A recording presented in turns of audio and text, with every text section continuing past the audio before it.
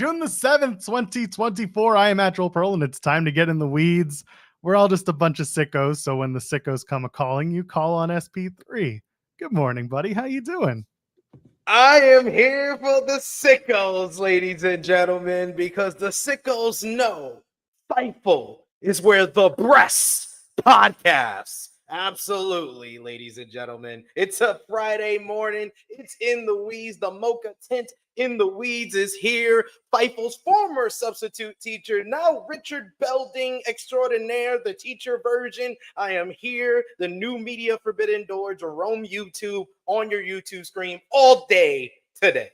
They gave you a show. Well, they gave you a co-host to a show. Congratulations, SP3 now co-hosting the ROH post show with Kate. And then he and I get to do a little crossover banter every week. So regardless, you and I are still going to see each other every week. So that's a nice little plus. You know, I get to see that beautiful face every Thursday. And if it wasn't for me being the co-host of ROH, I wouldn't have known to be here today, ladies and gentlemen. I would have eventually remembered. Maybe not. Anyway. Well, without further ado, hey guys, thanks guys. As a father of 4 years, you should just know, try to get as much sleep as possible. Thursdays over Thanks, Fridays. Guys. Thursdays over Fridays are the days where sleep doesn't happen. That's just the way it goes. Yeah. Late nights into early mornings. Normally I'm good about keeping that.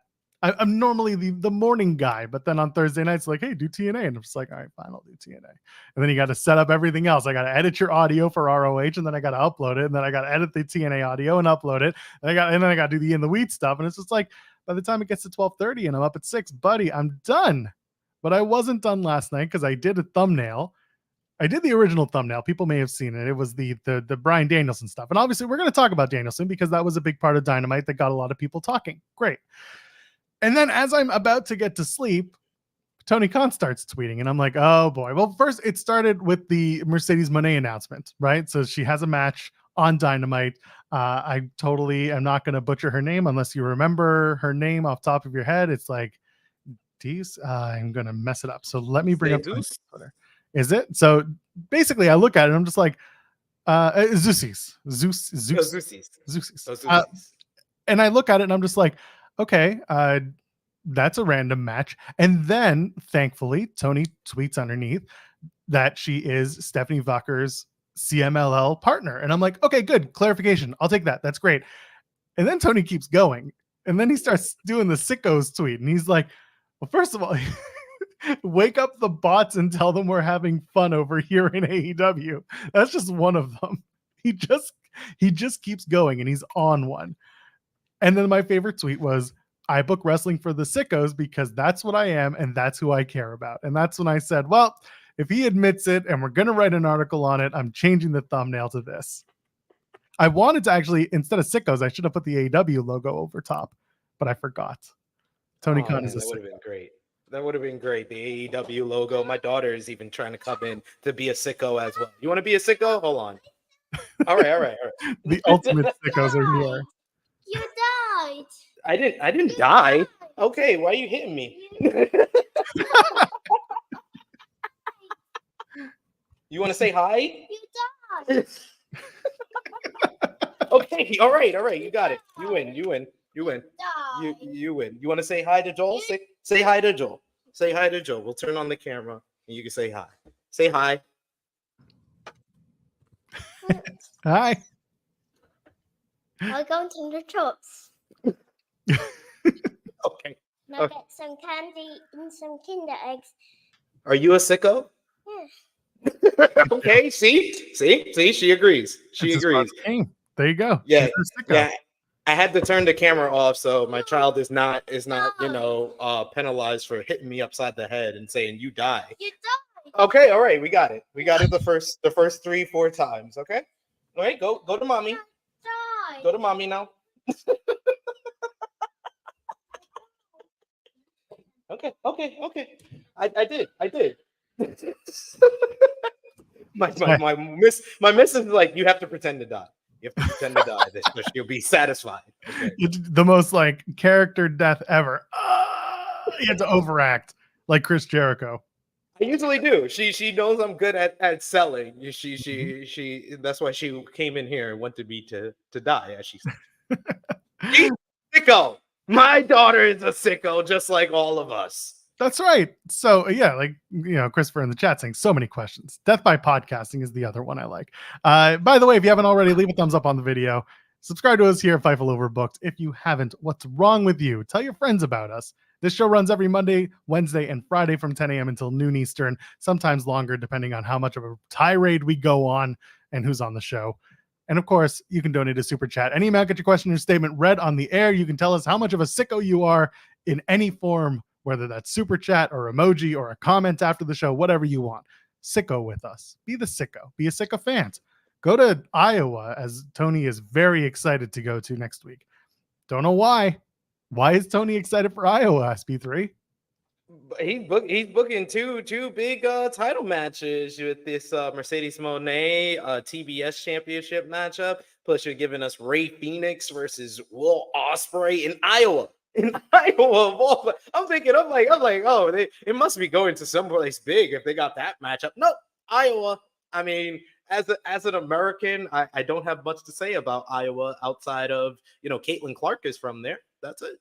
That's all I know. And that's more than I ever knew about Iowa. It wasn't. That's potatoes, right? Iowa's the potato place. No, that's I know. Isn't Seth Rollins from Iowa as well? From Davenport. Black and Brave Wrestling School is just on the river there. I guess because and Kiana James, because Pat McAfee was able to say only goats from Iowa on Monday Night Raw this week. Iowa, do they share the border with Illinois? They probably do, because I've always heard that Seth, mentions how close he is to Chicago. That's why he's a Bears fan and stuff like that. So must. Right, and Iowa's corn. Sorry, Idaho is potatoes. My mistake. I'd made that earlier. I mean, I guess if it's close to Chicago or at least close to Illinois, then Toni, he's got his place in Champaign, Champagne.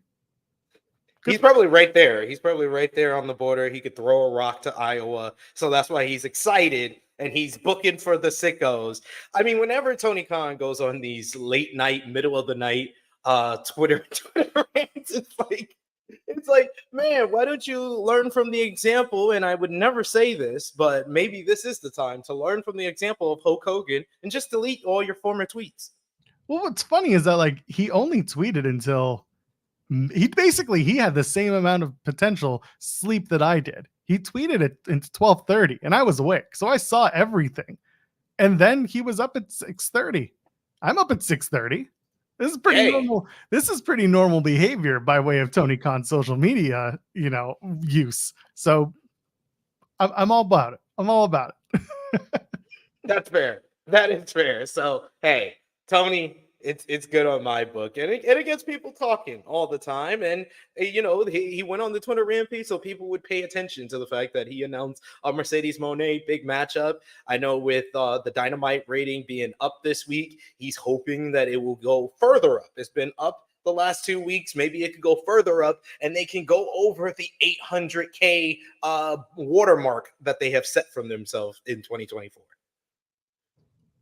There is a part of me that, sees the tweets and it's like the sickos. Who are the sickos?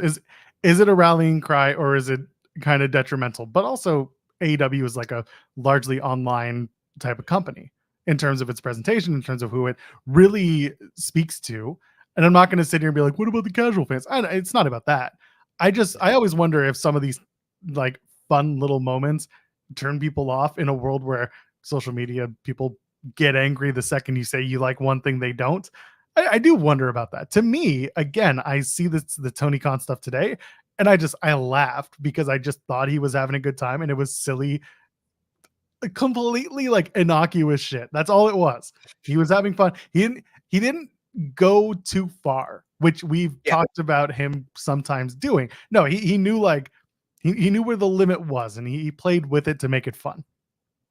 Yeah, and he's not going after anybody. So like that's the Tony Khan that none of us, and we can all be critical of his social media activities when he's attacking someone from another promotion or attacking an individual of any kind or attacking the fans who are critical of AEW. Those type of things we could be critical of. This is just Tony Khan having fun and doing it, and he's having fun for a purpose. He made a match announcement and then further tweets got people to pay attention to his social media and be like, just by you changing the thumbnail. I looked up that, so I did not look at Tony Khan's Twitter page before I came up on here, but as soon as you say, oh, I changed the thumbnail to that, I was like, oh, let me see what he tweeted out, and that's how I found out, oh, we got a Mercedes Moné title match on Wednesday. That's big news. Mercedes gonna be on the show. Hopefully MJF's back on the show. You got a Will Ospreay title match on the show. These are things that are gonna get people on the social media, the hardcore fans,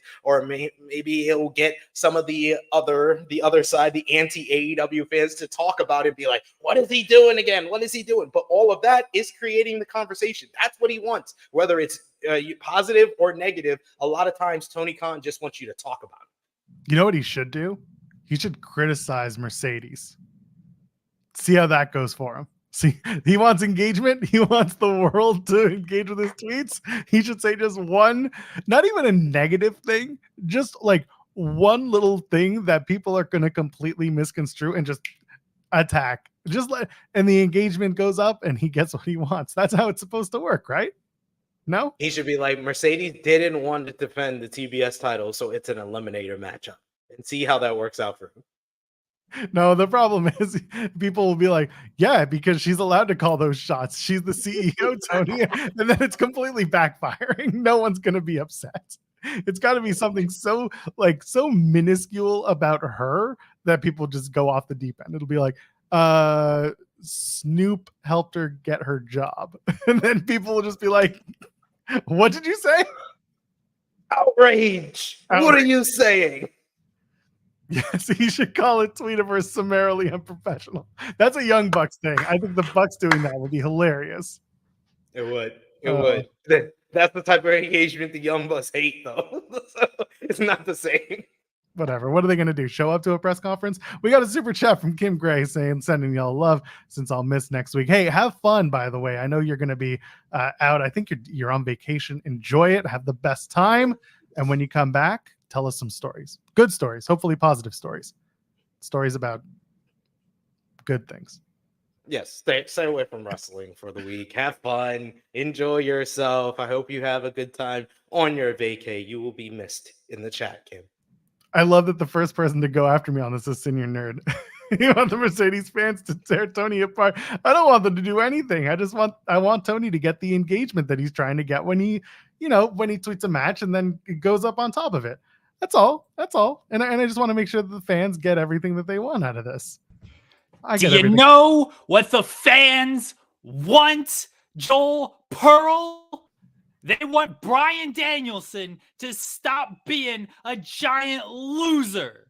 They want Bryan Danielson to win some matches. They want Bryan Danielson to win the AEW Owen Hart Foundation Tournament Cup, whatever it's called. And they want Bryan Danielson to go on to win the AEW World Championship at AEW All In. That's what the people want. That's what the sickos who Tony is booking for, that's what the sickos want. They don't want this giant ass loser, Bryan. He admitted it, Joel. He came on the show. Not this show. That'd be nice. Bryan Danielson, please come on this show. Yes, he came on AEW Dynamite and he said, guess what, guys? Jeremy was right. This is word for word. I transcribed his whole promo. He said, Jeremy was right. I'm a giant loser. I've been a dork ass loser all the way dating back to last year. You hear Jeremy say it every week on the show. I keep losing. Why do I keep losing? And I'm tired of it. I'm finally putting my foot down. I'm going to do what the people want. I'm going to win. I'm going to win this tournament. And I'm going to win this title. You better hold true to your word, Bryan Danielson. He won't. Oh, he left in time for me to... I looked away for 2 seconds, and that's what I got. That's all he had. That's all he wanted to add. That's all he wanted to do. He just wanted to show up, talk about Bryan Danielson. By the way, you know what? I was about to I was about to tell Jeremy, hey, were you not paying attention to the part where I changed the thumbnail away from Danielson and I turned it into the Tony Khan thing? And then he brought it back to the sickos. And I was like, well, I know you wrote the article, but good for you keeping up with the show, keeping up with the program. I appreciate you, Jeremy Lambert. Don't let anyone ever know, because that would be a big mistake. Life is a full circle. But Bryan Danielson was also, it was just letting everybody know that he's just getting them into a false sense of security. He's been losing all these matches on purpose. And now he's going to win the big one. His last shot, right after his contract expires. You know, everybody talking about Chad Gable. He got an Intercontinental Championship match a week after his contract expires. Bryan Danielson has confirmed his contract expires before they go to Wembley Stadium. That's why he's going to win the O&R Cup, and he's going to milk Tony Khan for every sicko dollar he has to make sure he goes to Wembley Stadium and faces the AEW World Champion. Please don't make me think of anyone milking Tony Khan. No, stop it. Stop it. Stop it. It's just awful. I do feel, first of all, Danielson, the idea of being like, LOL, guys, I was just messing with you. Now I'm going to be serious. That just pops me tremendously. I thought the promo was good. I thought that the idea of Danielson being like, all right, I get it. I screwed up. I'm a giant loser, but now I'm going to win for realsies. I thought that was good. I was a big fan of that. I really love the fact when wrestlers like acknowledge that they've been on a losing streak of big matches. They may win some matches on TV, but all their pay-per-view matches they've been losing. It's respecting the fans who have been pointing it out for so long and just rewarding them for pointing it out and for acknowledging it. And now he's acknowledging it and he's using it as motivation to finally win this big thing before his contract is up, before his 1 year mark is up, where he's going to stop being a full-time wrestler. That being said, he's not going to win. No, absolutely not. He better win. He better win. The purpose of the Owen Hart Cup is for all these top stars to be in it. It's all about elevating the Owen Hart Cup. The first was the announcement that the winners are getting the world title shots at Wembley Stadium. And then second, you got to have top stars in there. And that's why I want MJF to screw over Bryan Danielson, go to a 30-minute time limit draw, and then when it's overtime, he uses the Dynamite Diamond Ring to beat Bryan Danielson. Because Bryan Danielson's going to have the win with the Psycho knee. The referee's going to count 1, 2, and then get pulled out the ring from none other than Nigel McGuinness to set up Nigel and Bryan at Wembley Stadium. And then Bryan can win. This idea sucks. All these ideas sucks. You know what's the best idea? Bryan Danielson, the greatest wrestler of all time, winning this tournament and then winning the AEW world title. That's the idea. Quit being a giant-ass loser, Bryan Danielson. Hey, Jeremy. As someone that's been screaming into cameras for over 7 years, you're doing a great job. I just want to tell you, you're doing a great job. But a little advice for you, you might not want to just pop on screen, yell, and then pop back out. You might want to give others an opportunity to speak to you as well. You want to make these more public forums. Thank you. Thanks, guys. Ugh. Why? Why do you have to do this? See, I love it so much. When you do it, you're not yelling at me, so I can deal with it. When Jericho does it, I want to turn off all of my devices ever and hide them under a rock and never interact with the world again. This was my favorite. Bryan Danielson should beat Chris Jericho. He should beat Chris Jericho. He should chop it down with the edge of his hand, the learning tree, and then eat all the apples like they're tree semen. That's what Bryan Danielson should do to Chris Jericho. He should eat them. Well, we have actually seen Bryan Danielson standing next to a mountain, and he did chop it down with the edge of his hand. He's just a voodoo child.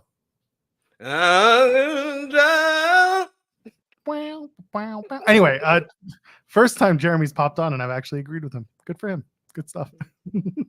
It's gonna be the worst first hour bit we've ever done, and I already feel it. I already feel how much I'm gonna hate it. Are you good at serving chicken and dumplings? Chicken and dumpling. I'm good at serving chicken.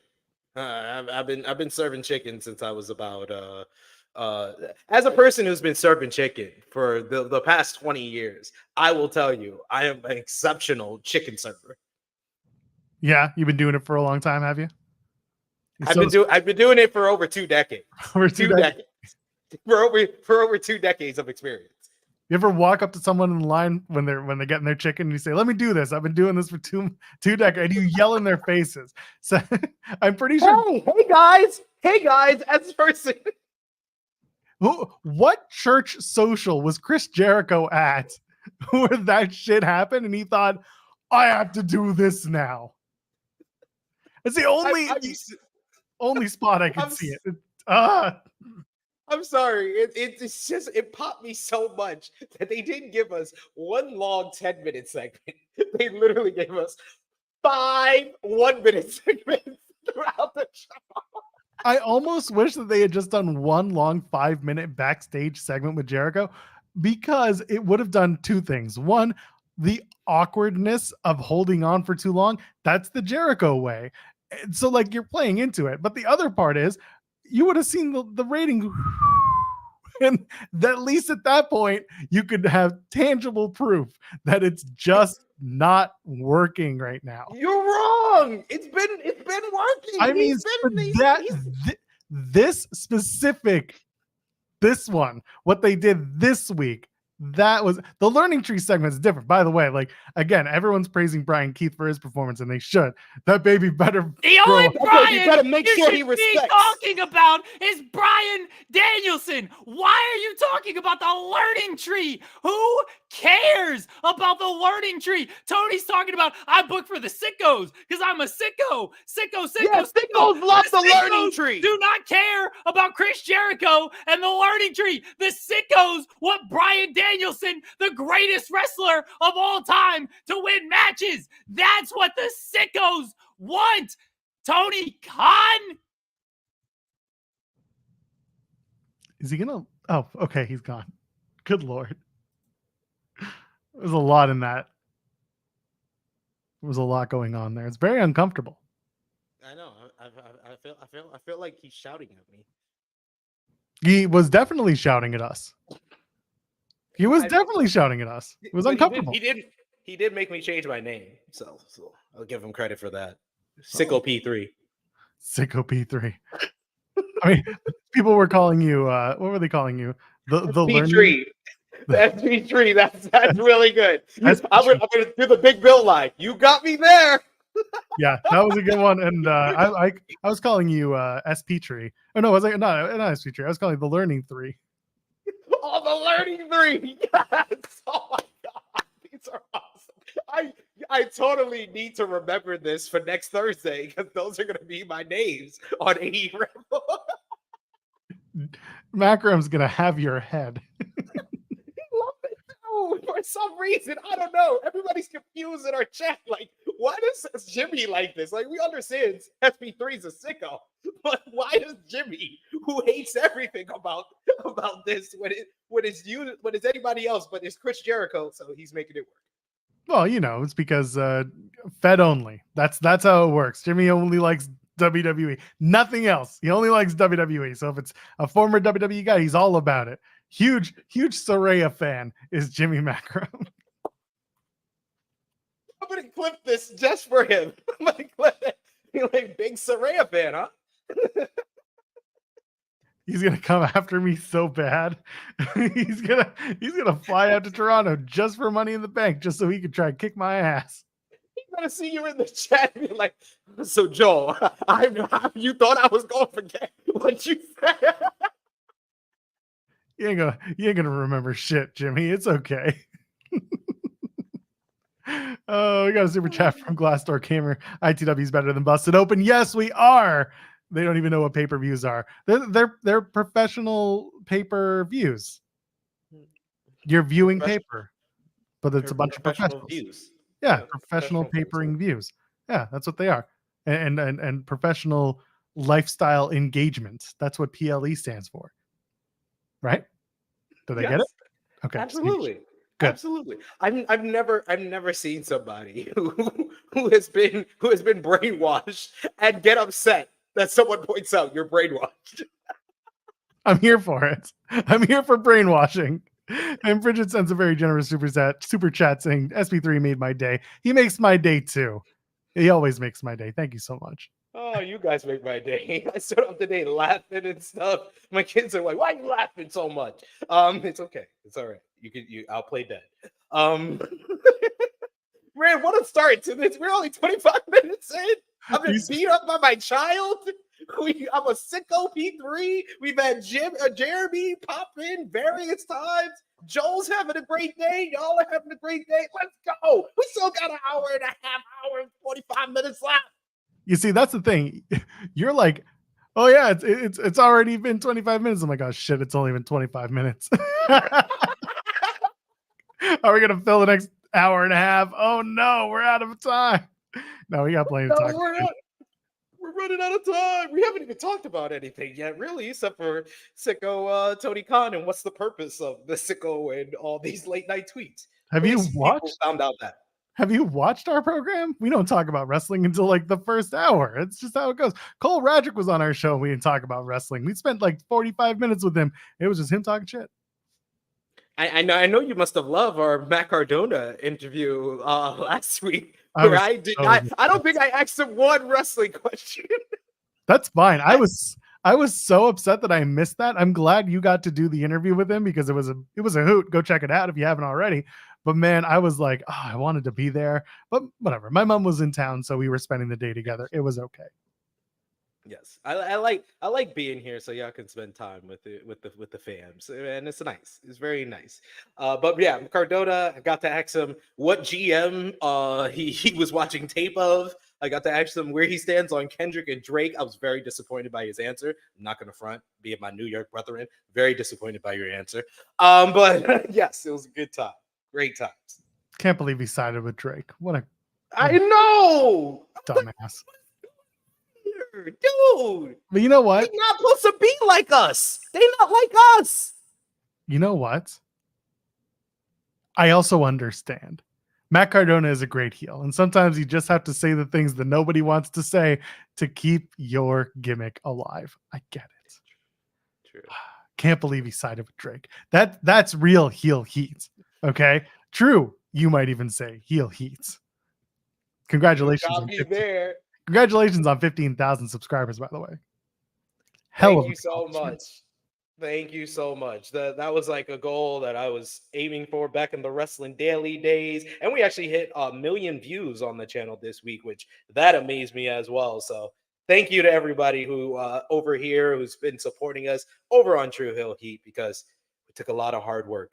And I almost botched it all by deleting videos yesterday, but that's besides the point. Check out the community posts for that. So I had to repost an episode last night at like midnight that I saw running.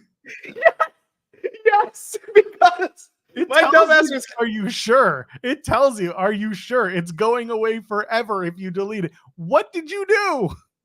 I thought I was deleting the recording. What was happening? I was like, what happened? Josh hits me up. He's like, did this get taken down? I'm like, oh, I'm a dumbass. I should not be doing things at 2 a.m. here in the UK. It's too late. My brain just stops working when my kids are asleep. I get it. But I appreciate everybody's understanding over on the channel. Go click on all the re-uploaded videos from Memorial Day weekend. I appreciate it. Your kids, do they sleep well at night? What time do your kids go to sleep? My son is usually out by like even here. It was like back home, it was like 7, 8 o'clock. Here it's like 8, 9 o'clock, even though it's the time difference. We're 5 hours ahead of y'all. And my daughter just always like after 10, after 11, she's up and then she sleeps, and then all of a sudden in the middle of the night, she's juice as she's sleeping. Like, you're asleep. How are you asleep and asking for juice and milk? Just a big Juice Robinson fan, that's all. Juice. She's getting her cheer on. You know, this is how I realize that you're not stateside right now. That moment where you just said what you said was like, oh, okay. Now I feel bad. Well, this show you can do it no time, but like doing the ROH post show where they start at 9 Eastern and it's like, it's the middle of the night. Good for you. Yo, that and I'm doing the SmackDown review on another channel tonight, man. That's even later. Like at least the ROH review, 2 a.m. I can work with that because I'm staying up late for Dynamite's like the only show that I'm not paid to stay up late and watch. So I watch that, but I don't. Please believe I'm watching Raw on Tuesday mornings now. I'm watching NXT on Wednesday mornings now because I'm not paid to stay up and watch those. So yeah. But Dynamite's the only one. So going on Thursday at 2 a.m. is fine because I was up the night before until like 3 a.m. So. Yeah, no, thank you. Your dog is a big Hoovy fan. Loves that Juventud Guerrera. Will Chisholm sent us a super chat. SP3 True Heel Heat came a long way from being a trolling big dog Roman Reigns fan. You know that story, Joel? That the whole True Heel Heat gang, it all started from WrestleMania 33. That same show where Roman gets booed out the building. We were in section 108, as everybody's saying, delete, delete, delete. We're like, select, select, select. We're singing this. That's how we created the Roman, the big dog, Roman. He's so strong. That was the Undertaker match, right? Yes. Yo, oh my God, I've never seen people crying in the stands at WrestleMania 33, and I'm just like, yeah. I'll never forget that finish where he just runs the ropes back and forth and back and forth and back and forth and then gets the spear. And I'm like, we had to build up a head of steam for that, eh? All right. I literally parried that on our first video on True Heel Heat. It's still up. SP3. Yeah, I didn't delete that. SP3 versus Baby Seth. And I parodied that running across. I was in a house in New Orleans for WrestleMania 34 weekend, and I just went from one side of the room to the other side of the room. And then we had our editor add in the zoom. They brought back JR for that one match, and that's what he gets to call at the finish. God bless. That's the best stuff. Anyway. You know what I'd like to call right now? I'd like to call out Tony Khan. Tony Khan for the sickos. Tony, there's nobody sicker than me. I'm terminally ill with how much I want Bryan Danielson to be the AEW World Champion. You want to say AEW, where the best wrestle? You want to tout Bryan Danielson, truthfully, as the greatest wrestler of all time? You have him win the Owen Hart Foundation Cup tournament. You have him win the AEW world title at AEW All In because he says he's going to be a part-time wrestler after his contract ends. You know how Bryan Danielson stays full-time? He becomes the AEW world champion. Look at this face. This is the face of a man who is not going to be a part-time champion. This is the face of a man who loves and respects the game. This is the face of a man who will stick around full-time as your champion and be a fighting champion. This is the face of a certified sicko. Put the AEW world title on this man. I like the part where he said Danielson and tout in the same sentence. Tout. He's the big supporter. There are layers. Go back and watch what Jeremy just said. There were some layers to that I appreciate that I'm sure he didn't even mean to do. It's just in the subconscious of Jeremy Lambert from all the years of writing and aggregating Bryan Danielson stuff. I really wanted Jeremy to be like, unleash the fury, Mitch. He would have done a great Tom Green impersonation. He did change his shirt for the bit. That's commitment.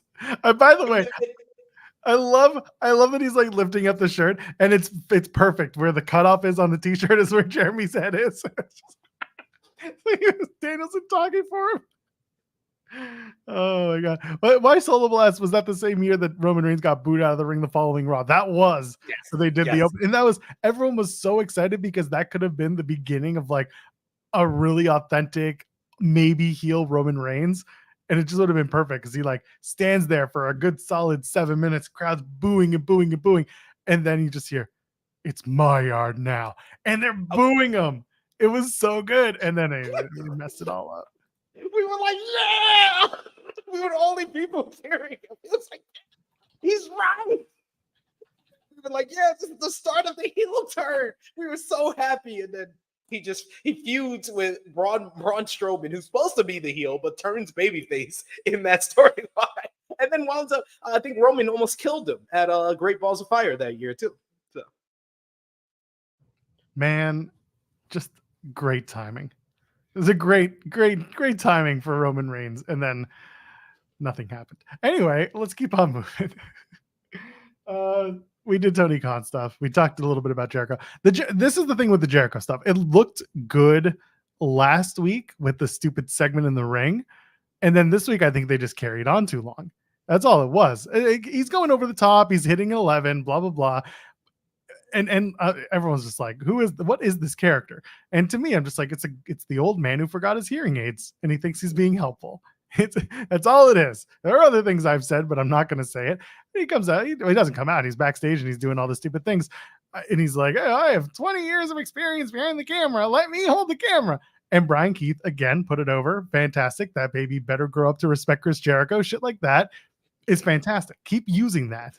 But other than that, like, you just gotta work on what this is, because this week wasn't it for me.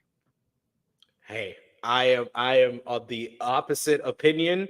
This was exactly what I needed. This was the most fun I've had watching AEW Dynamite in quite some time, because me and Jimmy were just messing each other throughout this show and being like, is there something wrong with me? But I really love these Jericho segments.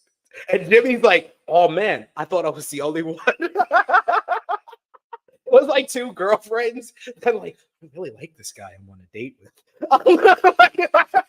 It was great. It was a great time. It was so much fun. I don't understand. I like Jimmy. I feel really bad for the people who didn't enjoy it. Like Joel, I feel bad for you because there was a lot of it on this show. There's just a lot of it. There was probably more than you could handle, but I enjoyed every minute of it. I'm glad somebody did. I see some of you in the chat were like, yeah, it was great, it was hilarious. I'm just like, was it hilarious, or are you just running with the trolls? Are we just no, I am not trolling. I am not trolling. Our chat is full of trolls. If you haven't already figured that out, our chat is like 98% trolls, 2% bots. That's it. There is no in between. There is no moderate. There's no tribalism, thankfully. There's just nothing but bots, bleep blorp, and weird trolls. Bullshit, okay? You're troll number one, and I like you. Yes, it's great. Louis knows. This is a smart man. Big Man Dogs knows. He's no way. Not at all. Finisher knows. He's a smart man. We're all a part of the Learning Tree fan club. You can be a branch too, Joel. You're from Canada. You're a father. He's the father of 30 years. Man, we 30 years. Jesus Christ, his kids are 30. He's a father of maybe 13. He's been a father ever since he became a pro wrestler, pretty much. This is why he's been a father. This is why he had so much experience when he had kids. He's been a father for years. You remember the whole thing where I said there's nobody who's like in between moderate in our chat? The one person who I've never seen in our chat is the most moderate one here. Thank you, by the way. That is probably the most accurate, like, neutral party statement ever. I appreciate that. I do appreciate that. I'll take it. It's fine. The Maple Leaf Joel Pearl. I will be at Money in the Bank in an official capacity, so I look forward to seeing y'all there. Oh my God, the Jericho stuff is. I get it. For some people, it's amazing. For others, it is what it is. I mostly lurk. God bless. I would do. I only I only come out to play when I want to play too. It's like AE rambles. I'll sit there and I'll listen and I'll be doing stuff and then I'll like run back to my keyboard because I'm like, I gotta say this shit. It's stupid and I love it. Yeah, we always look forward to the one Joe Burrow comment that we get on Ramble, and I always highlight it like, "Oh, Joe's here." You got to make it good. So listen, some weeks it's gold and some weeks it's Jay Lethal eats a pin because Jay Lethal's in the match. Jay Lethal's here. Oh, you know who's taking the loss here. Thanks for showing. Thanks for coming, Jay. We appreciate you. I get it. I really do. I got nothing to add about that international number one contendership match. It was fine. The one kind of critique that I had about it was that it came off the heels of the again more online stuff, right? It was Ospreay and the stupid sabbatical tweet that came from another outlet that's not reputable, so don't worry about them. But at Fightful Selected reported he had this week off. Did Will Ospreay? He worked hard last week. He did Double or Nothing. He did Collision. He did Dynamite, of course. He's been running hard, so they gave him the week off. That was part of the deal. We always knew that Will Ospreay was commuting back and forth for AEW programming, making his work in his life in the UK, working in the States. It was known. And then, of course, someone says it's a sabbatical. Well, 1 week does not a sabbatical make. And it became a thing because it often does. And then Tony's like, he's on such a non-sabbatical that we're having a number one contendership match for when he gets back to work next week. Like, when was this going to happen? What if this shit hadn't happened? What if nobody had gotten weird about Will taking the week off? Were you waiting for that, or were you gonna announce the match? Or did you just pick a good time? I don't know. I just looked at it and I was like, what? Why? Where did this come from? Hey, I enjoy it because I love when Dynamite does something different. They don't do, you pretty much every time you turn on Wednesday at 8 p.m., you know what matches you're going to see. They promote it on social media. They'll promote it a week in advance. Used to. They don't do that anymore. They'll promote like 1 or 2 matches now a week in advance, but they don't promote the full lineup until like that week. But you know the lineup that's going in. So I like the fact we got 2 unannounced matches on this week's show. We didn't know the participants in that 4-way. So every time someone came out, I was like, oh, cool. All right, he's in this. That's cool. And then Ray Phoenix came out, I was like, yeah, he has to win. These other guys I don't want to see win. Ray Phoenix has to win. That's the matchup I want to see, and I was here for it. I think in the chat, someone needed confirmation about Swerve versus Ospreay. AEW has 100% said it on multiple occasions in the last 2 weeks. It's just for the AEW World Championship. I don't know why. I don't know if you're confused about that, but they have pretty much confirmed that. And they confirmed that Swerve's last title defense before Forbidden Door was against Roderick Strong, because they said after he beat Roderick Strong on Dynamite that now it's official. Swerve will be defending the AEW World Championship at Forbidden Door against Will Ospreay. And that's the whole reason why Ospreay is having multiple international title defenses, because there is like a maybe a 0.00001% chance that he may lose the title before the pay-per-view. That's why it's intriguing matchups to have on the shows leading up to the pay-per-view. Yeah, no, I'm largely in agreement. And the Mercedes match is title for title. So it's going to be Mercedes Moné versus Stephanie Vaquer. And that is for the New Japan Strong Women's Championship and the TBS Championship. Rocky Romero's already said in a promo, this belt was made for Mercedes. So it's kind of like, what are we doing? What are we doing? If Stephanie Vaquer walks out with the TBS Championship, love it. I will be all for it. I think it'll be hilarious. And I will be over the moon at this sudden, like that's a Swerve worth doing in my eyes. But it just feels like it's giving Mercedes a sec. The title she was supposed to get a year ago, and it's whatever. But yeah, Ospreay versus Swerve is the AEW World Championship match, not title for title. If it suddenly changes and becomes title for title, then that could happen. We're not definitively saying that is what's going to happen or not. It's just as it is right now. They have called it an AEW World Championship match. Yeah, that things they have confirmed. Things they haven't confirmed. I'm wondering when they're starting this Owen Hart tournament, because usually with it happening, it's going to be as the finals. It's going to be 2 weeks after Forbidden Door. I would think they would start the tournament at least at Forbidden Door. It doesn't start on the 16th? Doesn't it start in Calgary? Or does it end? No, it ends. They said the finals is July 10th in July Calgary. 10th is the final. You're right. There it is. Huh. Yeah. That's a 2-week tournament right there. If they started the night after Forbidden Door, the Wednesday after Forbidden Door.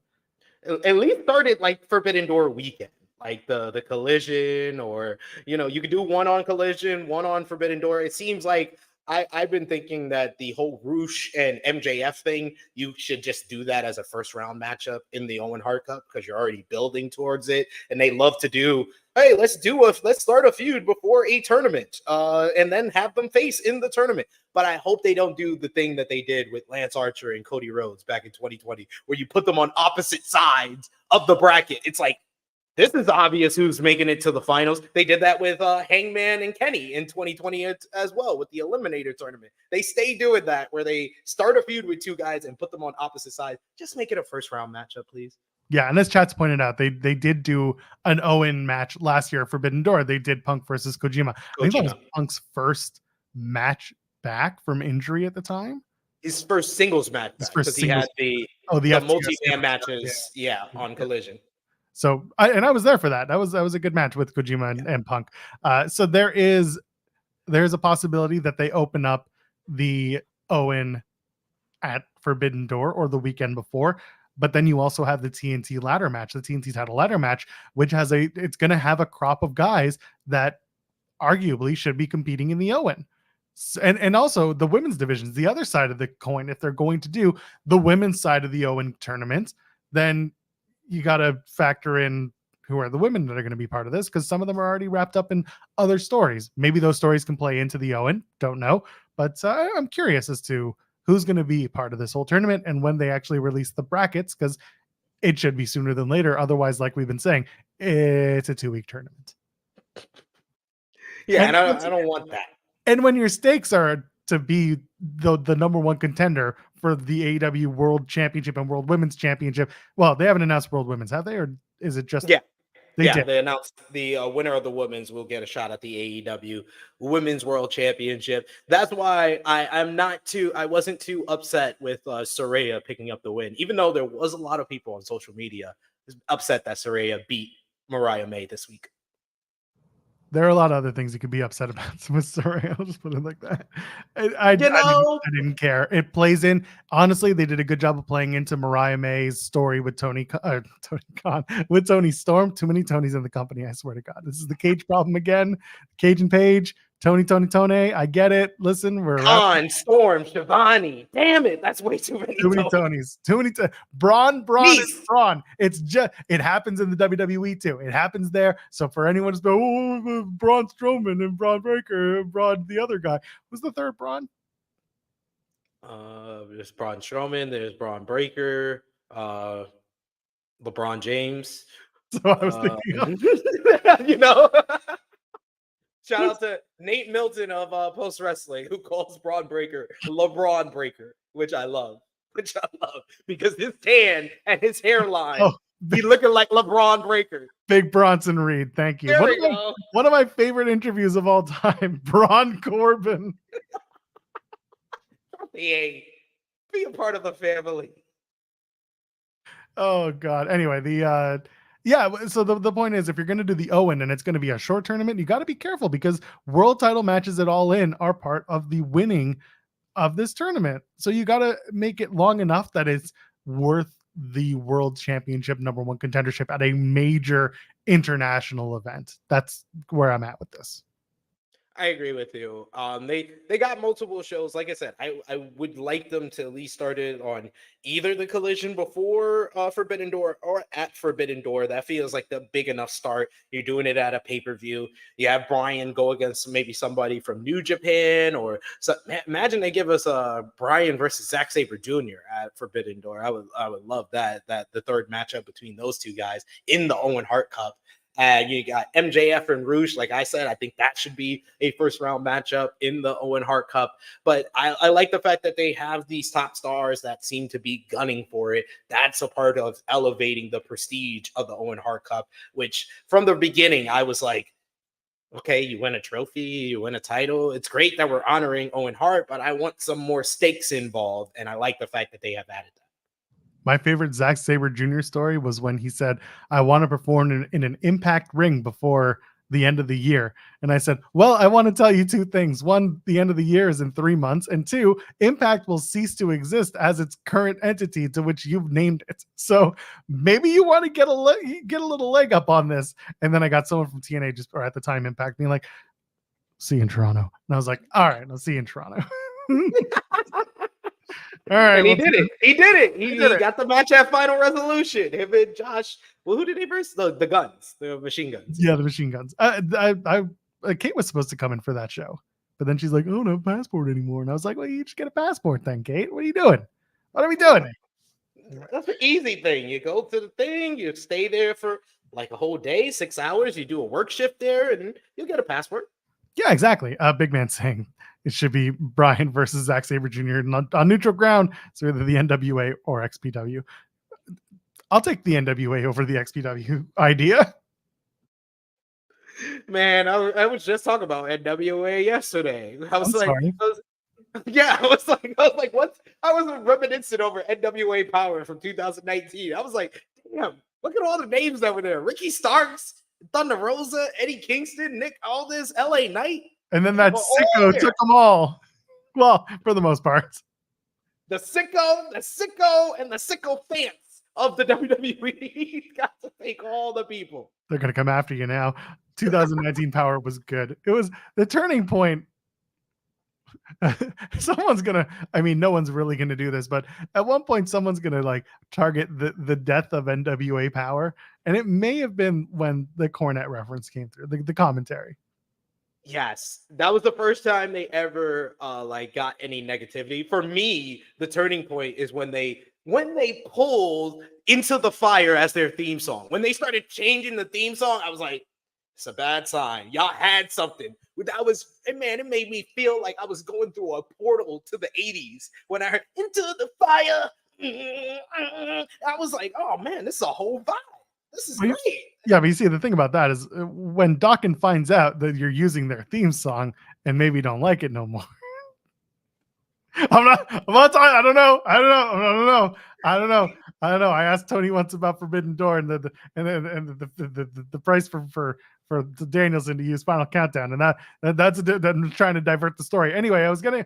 You got me there. Got you there. Toni Storm and Mariah May and Mina Shirakawa. This story, the Saraya loss, or sorry, the losing to Saraya, from a storyline standpoint, again, it made sense. You had Toni Storm giving permission to Mariah May to tap. And then, of course, listen, the bosom stuff is funny. It's silly. It's dumb. But at least it's making sense because there is some background with Mariah May and Mina Shirakawa. And then you've got Toni interjecting herself in Mina's work over in Stardom or just internationally. So like there's some good storytelling going on. It's just, yeah, it's Battle of the Bosoms, which like Battle of Nuzzling the Bosoms. This was great. This is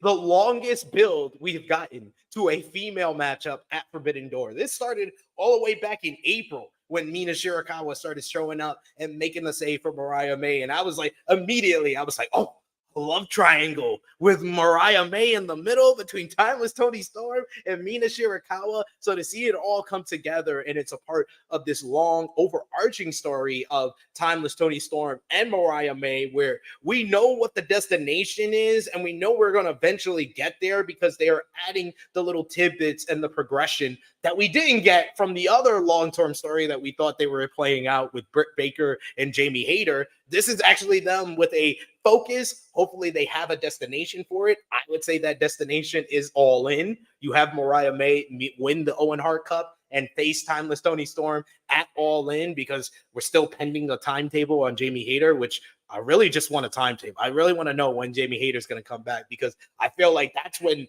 we're going up right now with the AEW women's division, but we could get it into the stratosphere if you add a Jamie Hayter into the mix along with the returning Britt Baker. But I really have been enjoying the Mariah May a timeless Toni Storm story, with the fact that Mariah May has helped out Toni on so many occasions get the win when she was on the verge of defeat. While it seems when the shoe's on the other foot, when timeless Toni Storm is at ringside, she'll throw in the towel or just watch Mariah May lose. It's all a part of the story, and you saw the little turning, like a slight tease of a turning point at Double or Nothing when Mariah May wanted to throw the towel in on Toni Storm, and then basically Luther got the heat for that because he was the one holding the towel when timeless Toni Storm saw them. So I've been really enjoying this story. I like the fact that they've added Mina Shirakawa, who just has that it factor, that it just seems that people are paying attention to her when she's out there, and this is the right person to kind of be the bridge for this Stardom relationship. 9 times out of 10, because of the last people, for New Japan, it was Sicko Okada and Will Ospreay who wound up in AEW. So I wouldn't be surprised if Mina Shirakawa got signed to AEW eventually, but that's besides the point. For now, this is really good stuff. Your weekly reminder that Mina Shirakawa's theme song in AEW sounds a lot like Danza Kuduro.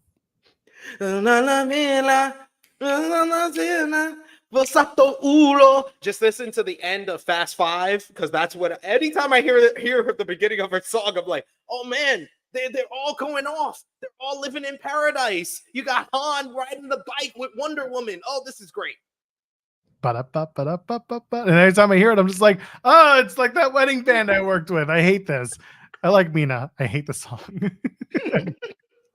Yo, she kills that dance. She's on some 90s pop star stuff. And, she's a former model. So, Mina works it with that dance. Everybody's playing their role very well. It's getting in the horny fans. It's getting in the long-term storytelling fans. They're checking a lot of boxes with this whole thing. And I really am excited for both women's matches at AEW New Japan Forbidden Door. I think they've done a good job setting those 2 matches up. Don't forget about CMLL. They're also part of this. Allegedly. Yes. Well, with Stephanie Vaquer counts as CMLL talent. She's the current CMLL Women's Champion, even though she won't be defending that because that title was not made for Mercedes Moné. That's right. So what do we do? That shit makes me laugh every time. This title was made for Mercedes, and then she got hurt. All right, let's put it on her at the next pay-per-view. First chance we get. Mercedes, we're going to give you that title. We owe you. Tanahashi comes out and he's just like, yeah, we got a 10-point plan. One of the points is that the New Japan Strong titles will be US based. And Mercedes is like holding the New Japan Strong Women's Championship belt. And he's like, huh? Over my dead body? So, that's going to turn into, she's going to be like, no, I'll be back in Japan. It's cool. He's like, I'll show up. I won't defend it there if you don't want me to, but yeah, I'll show up in Japan. Mox gets to show up. Mox has the IWGP Heavyweight Championship. It's a good point. Can I have the IWGP Women's Championship again? No, we need Mayu Iwatani to hold it forever and defend it against not people from Stardom lately, like Saray. Hey man, that's part of the gimmick. That's part of the give and take of Forbidden Door season. This is true. I want to see Mayu Iwatani. Man, throw a third women's matchup. Put Mayu Iwatani in there against an AEW woman. Why not? Fair. I wouldn't hate it. I don't know who it would be. Who's deserving of that title shot in AEW right now? Realistically. Saraya! She just picked up a huge win. So there would be so much pain in that match. Please stop. Yo, Mariah may have gave us the best Saraya AEW match ever. And I know that's not saying much, but she did. Mama Wayne is the current front runner, number 1 contender for the IWGP Women's Championship. She would tower over everyone. Let's go. Man, you notice that they kept her in the back of the patriarchy because they wouldn't want her too close to the Young Bucks so you could see how much taller she is than They can put her in flats and she's still taller than everyone. It's insane, this woman. She's great. She's great. Oh man, shout out to Mama Wayne, man. Single mom representative of the world, man. She was running around all over the United States, even in the UK with her son for 2.5 years. So she deserves the payday that she got right now. Someone's got to rent the cars and get them into the hotels. It's true. It's true. That's whenever like people are saying, "Oh, why doesn't so and so get in from NXT?" That's what they used to say with Paige. When Yeah. Saraya was coming up, they were like, "Why isn't Paige on main roster?" It's like because she can't rent a car because she can't get into hotel rooms legally. That's why she's got to ride the bus with the rest of them. It's just the way it is. She's got to stay at Red Roofs with the rest of them. It's okay. It's okay. AEW has the best moms. It's where the best mommers. We're the best moms, mama.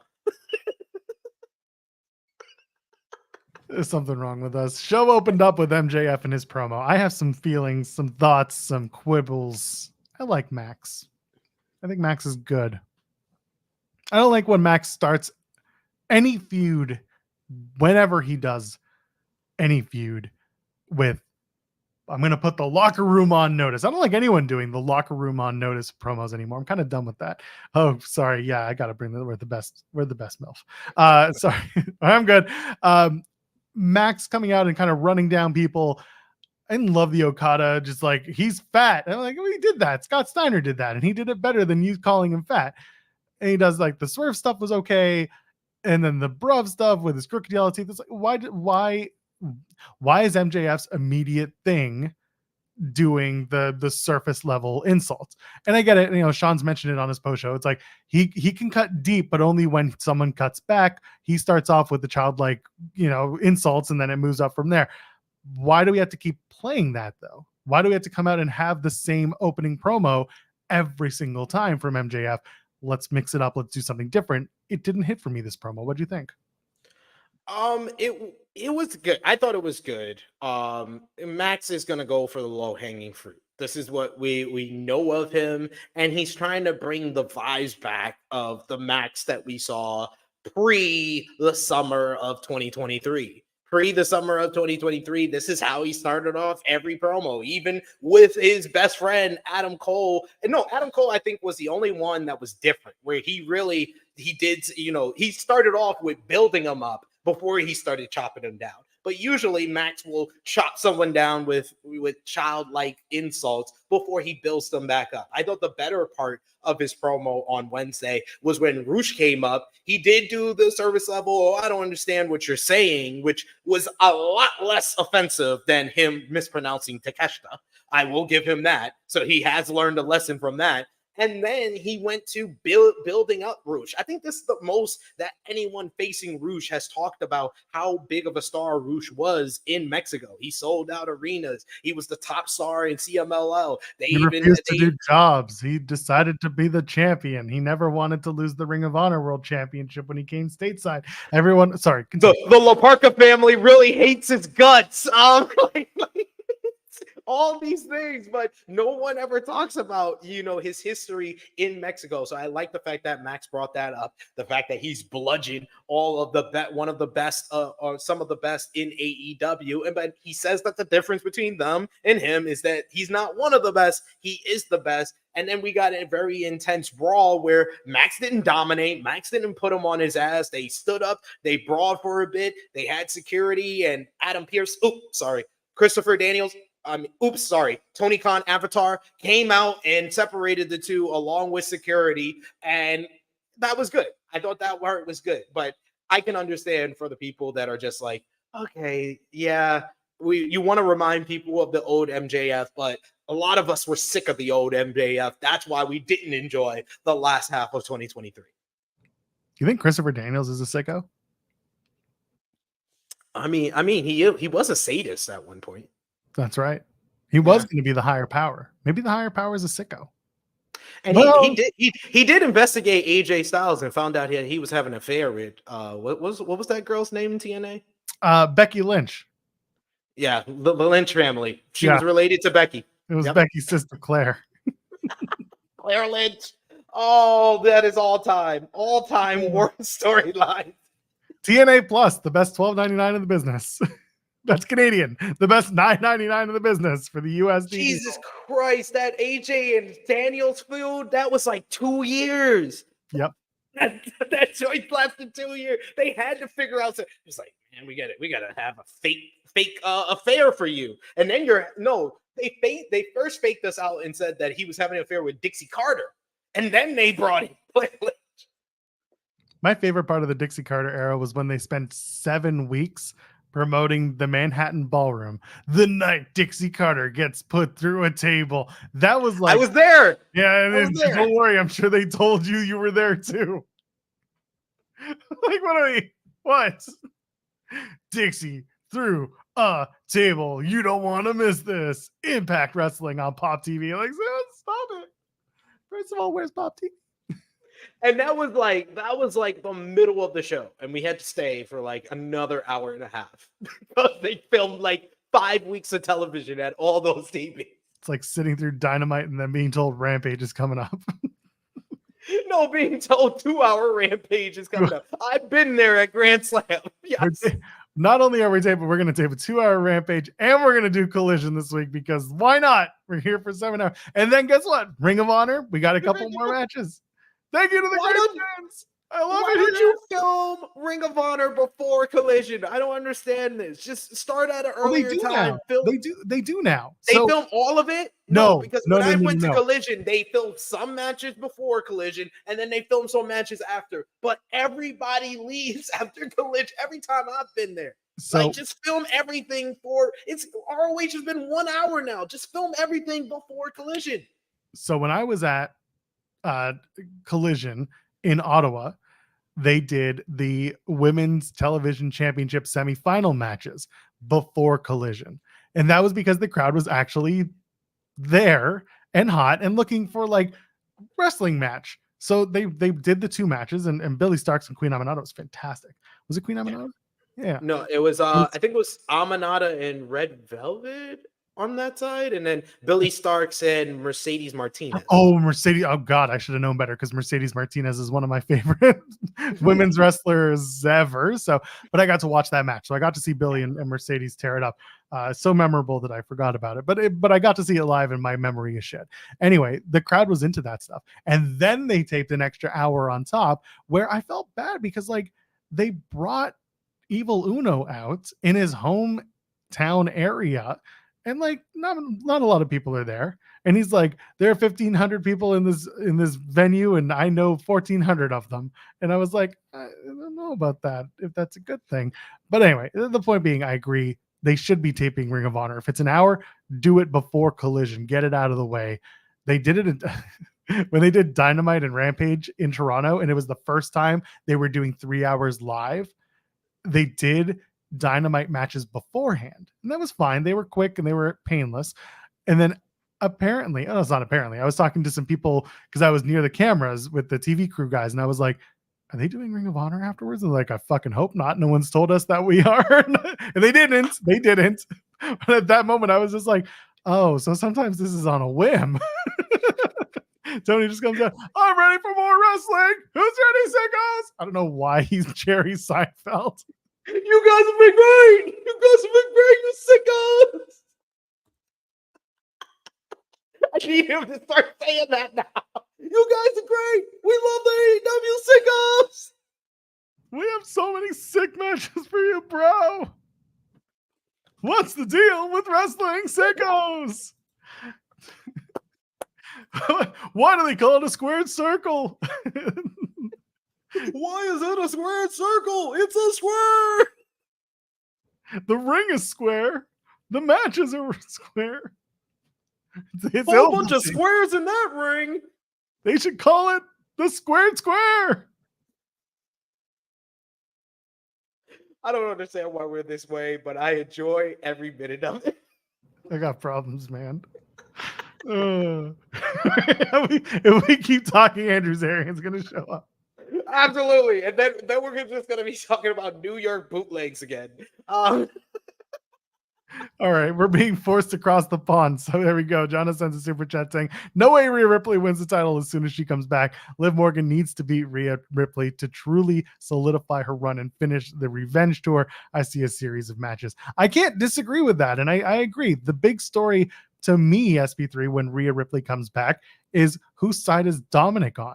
Is he knocking boots with one, or is he besties with the other? You can figure out which one's which. Yeah, 100%. I think that you do the Rhea Ripley and Liv Morgan matchup, and you have Dom turn on Rhea in that matchup and align with Liv, and you can play it out where it's a whole big. They can do a retcon, and they can be like, "Oh, this was all Finn Balor's plan from the beginning." Because if you remember when Judgment Day first started, who were they feuding with? Finn Balor, AJ Styles, and Liv Morgan. You could have it all be a long plot by Finn to take over the Judgment Day and to oust both Damian Priest and Rhea Ripley from it. So Judgment Day is then him, Dom, JD McDonough, and Liv Morgan. You could throw in somebody else from Ireland or someplace else in it as well. But I think that it's going to be a new reformed Judgment Day with Finn Balor in the lead because I mean, some people were trying to allude that Finn Balor was the leader last year before they told you that he can't pick up a briefcase. So like he can't be the leader then. So I think that this is going to be the reform where they push Finn back up and he's apparently the one that's been orchestrating this with Dom and his new Mrs.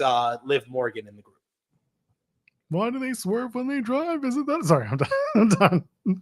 Isn't that illegal? Everything you said, I agree with. Clearly, Dom is knocking boots with Finn. Happy Pride Month. It's fine. And again, it is. Hey, Balor Club is for everyone. That's right. And I mentioned this to Jeremy last week. Liv Morgan in canon, bisexual WWE superstar. Her and Lana. Yes, they did the this thing. Is true.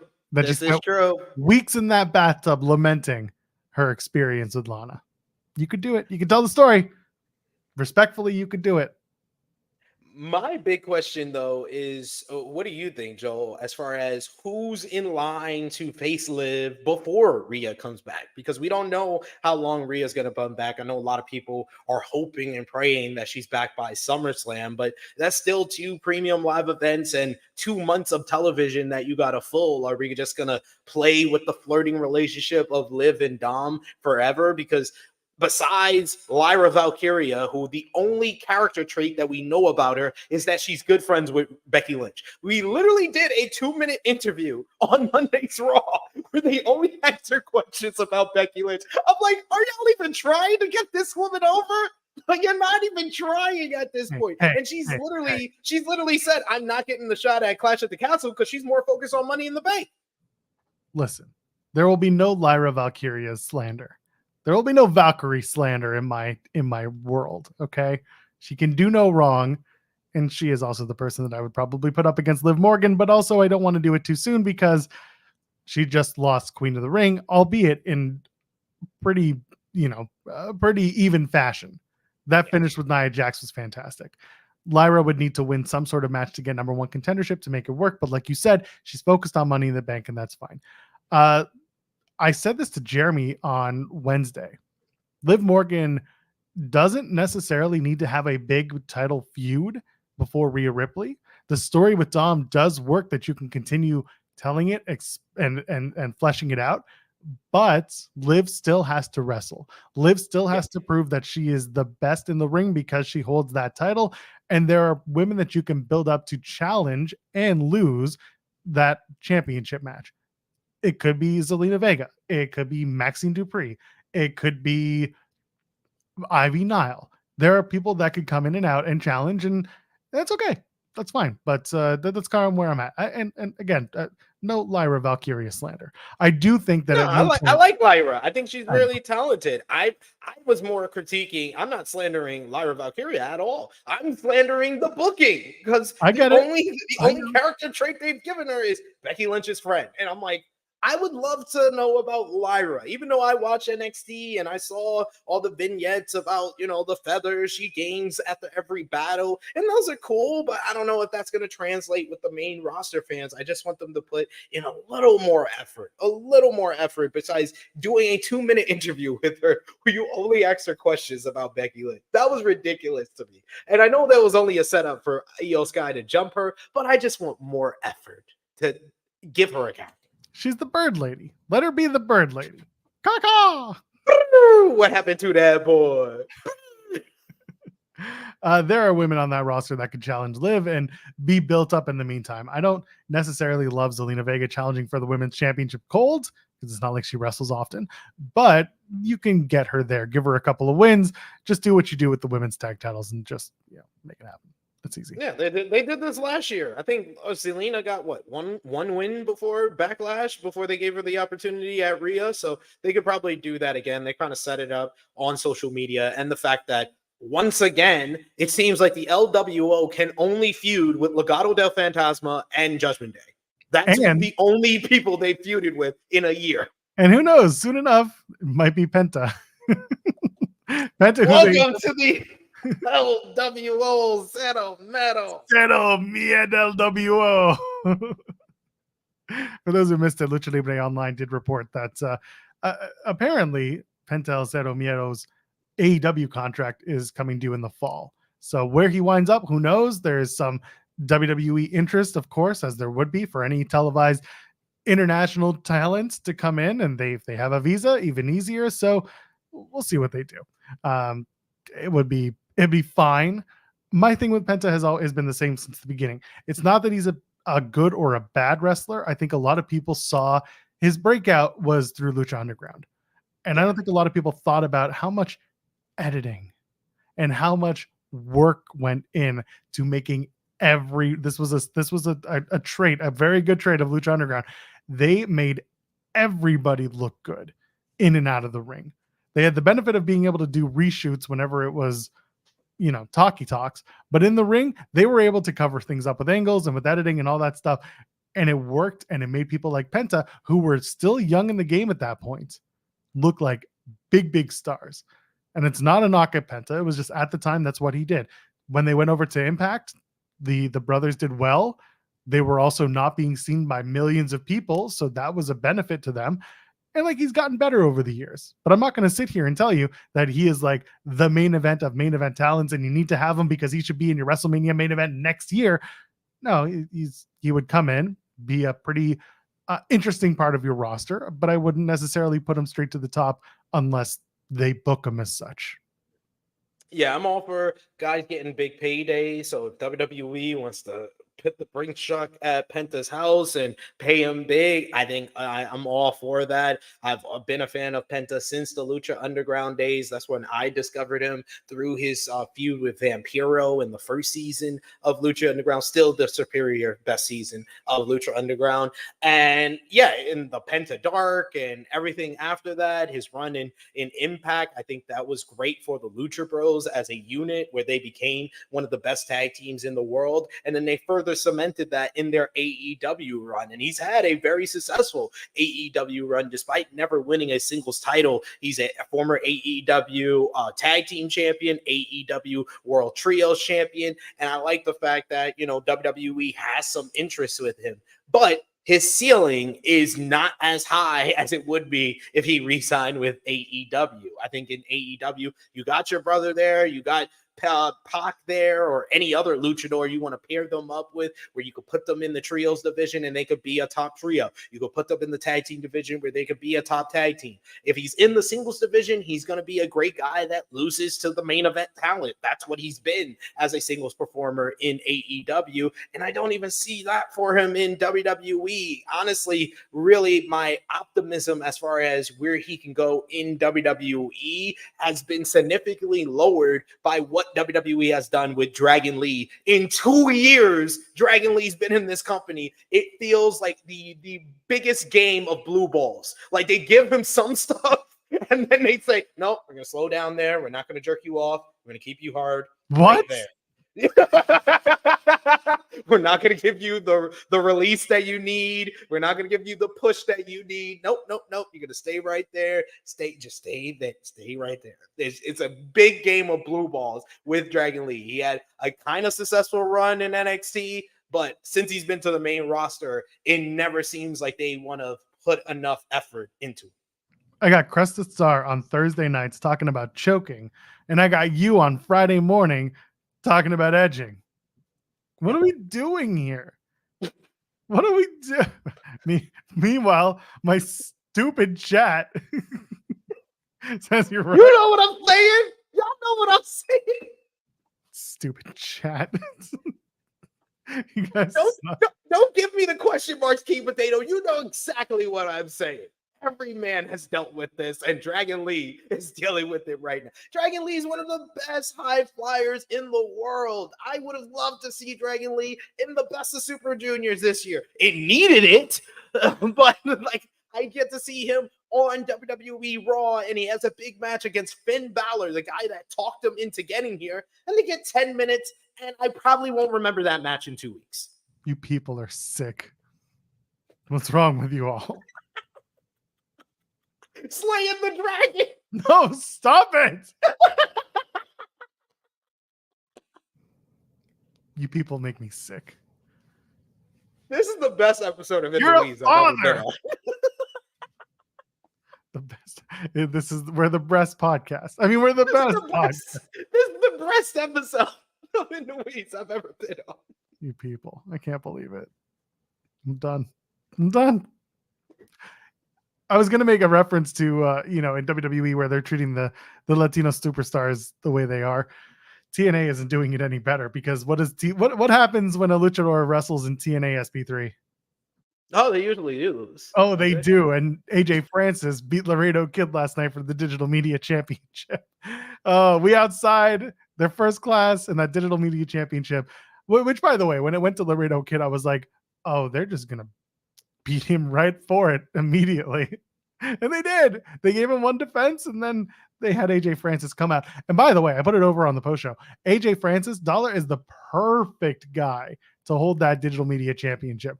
Matt Cardona, Joe Hendry, AJ Francis. Dollar has the opportunity to do something with that Digital Media Championship that those two other names did, and that is make it a fun and relevant isn't really the right word, but a title that you actually want to see involved in TNA. I thought that was good. Yeah, I think it was the right move to put it on AJ Francis.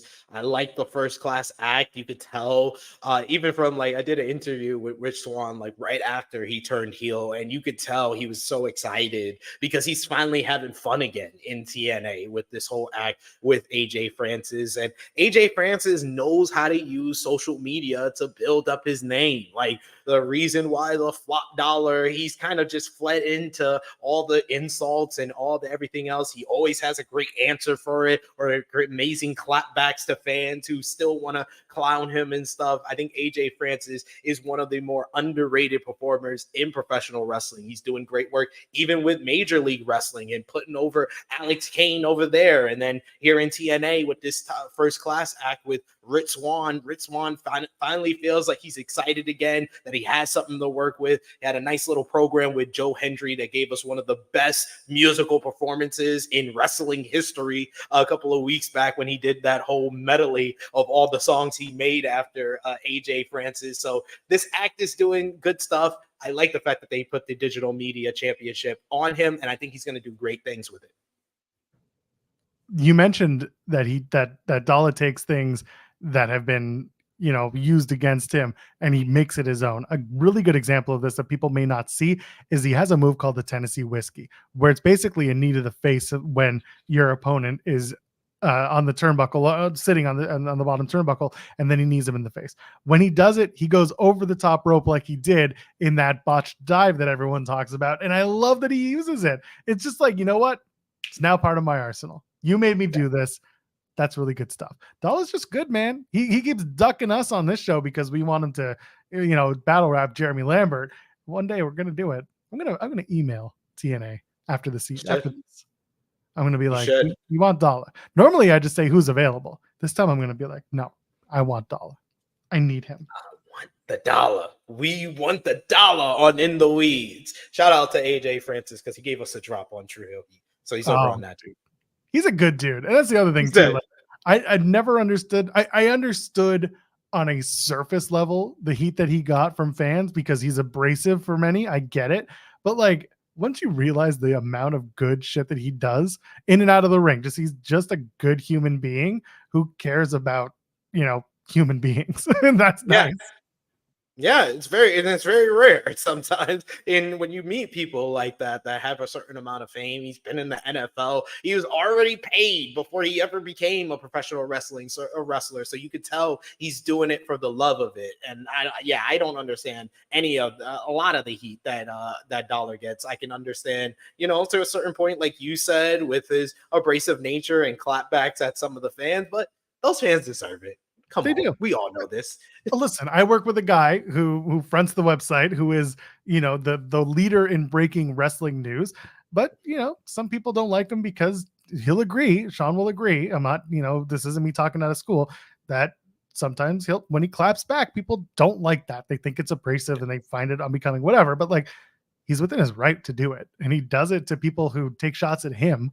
So what are we doing? It's within your social media right to do it. Also, it's social media. Nothing's real. It's all fake. That's right. Everything's fake. Just like Will Chisholm over here saying, remember, Finn got out of the car with, I'm guessing that's Liv, because if Finn got out of the car with himself, then he's having a little self high five of his own. So you might be right, SP3, on multiple fronts in this case. Self high five. It's like the Carmelo Hayes promo from last week's SmackDown. LA Knight just cooked with him afterwards. It's great. I was like, why does he have no chill? He has no chill. He could have let that go. Why? Just why? Oh god! Someone, what was it? Was it here? I think it was here on the show last week or last episode, where I made reference to someone made reference to Russo, I think, and they were like the opposite of Russo, and I was like, the opposite of Russo is DDP, bro. It's just, they're the same, but just like 180. Yeah, he's the positive one, and Russo, bro. It's the New York in him. I will give him that. I will give Vince Russo that. I ain't giving him shit. The only thing I want to give him is a boot to the, you know what? Dork ass motherfucker. Anyway, see, he will feel about Vince Russo how I feel about Eric Bischoff. Shout out to Eric Bischoff because he retweeted my bait. I appreciate you. Did he kill WCW? Yes, he did. Everyone did. We all know he was a part of it. I don't know who put the tweet, but I think it was Trevor Dave who said watching Who Killed WCW is like hearing all the people that stabbed Julius Caesar and be like, I stabbed him, but it wasn't me that killed him. I stabbed him, but it wasn't my knife that did the job. I saw that tweet. It was so funny. So good. That was an experience. Put it like that.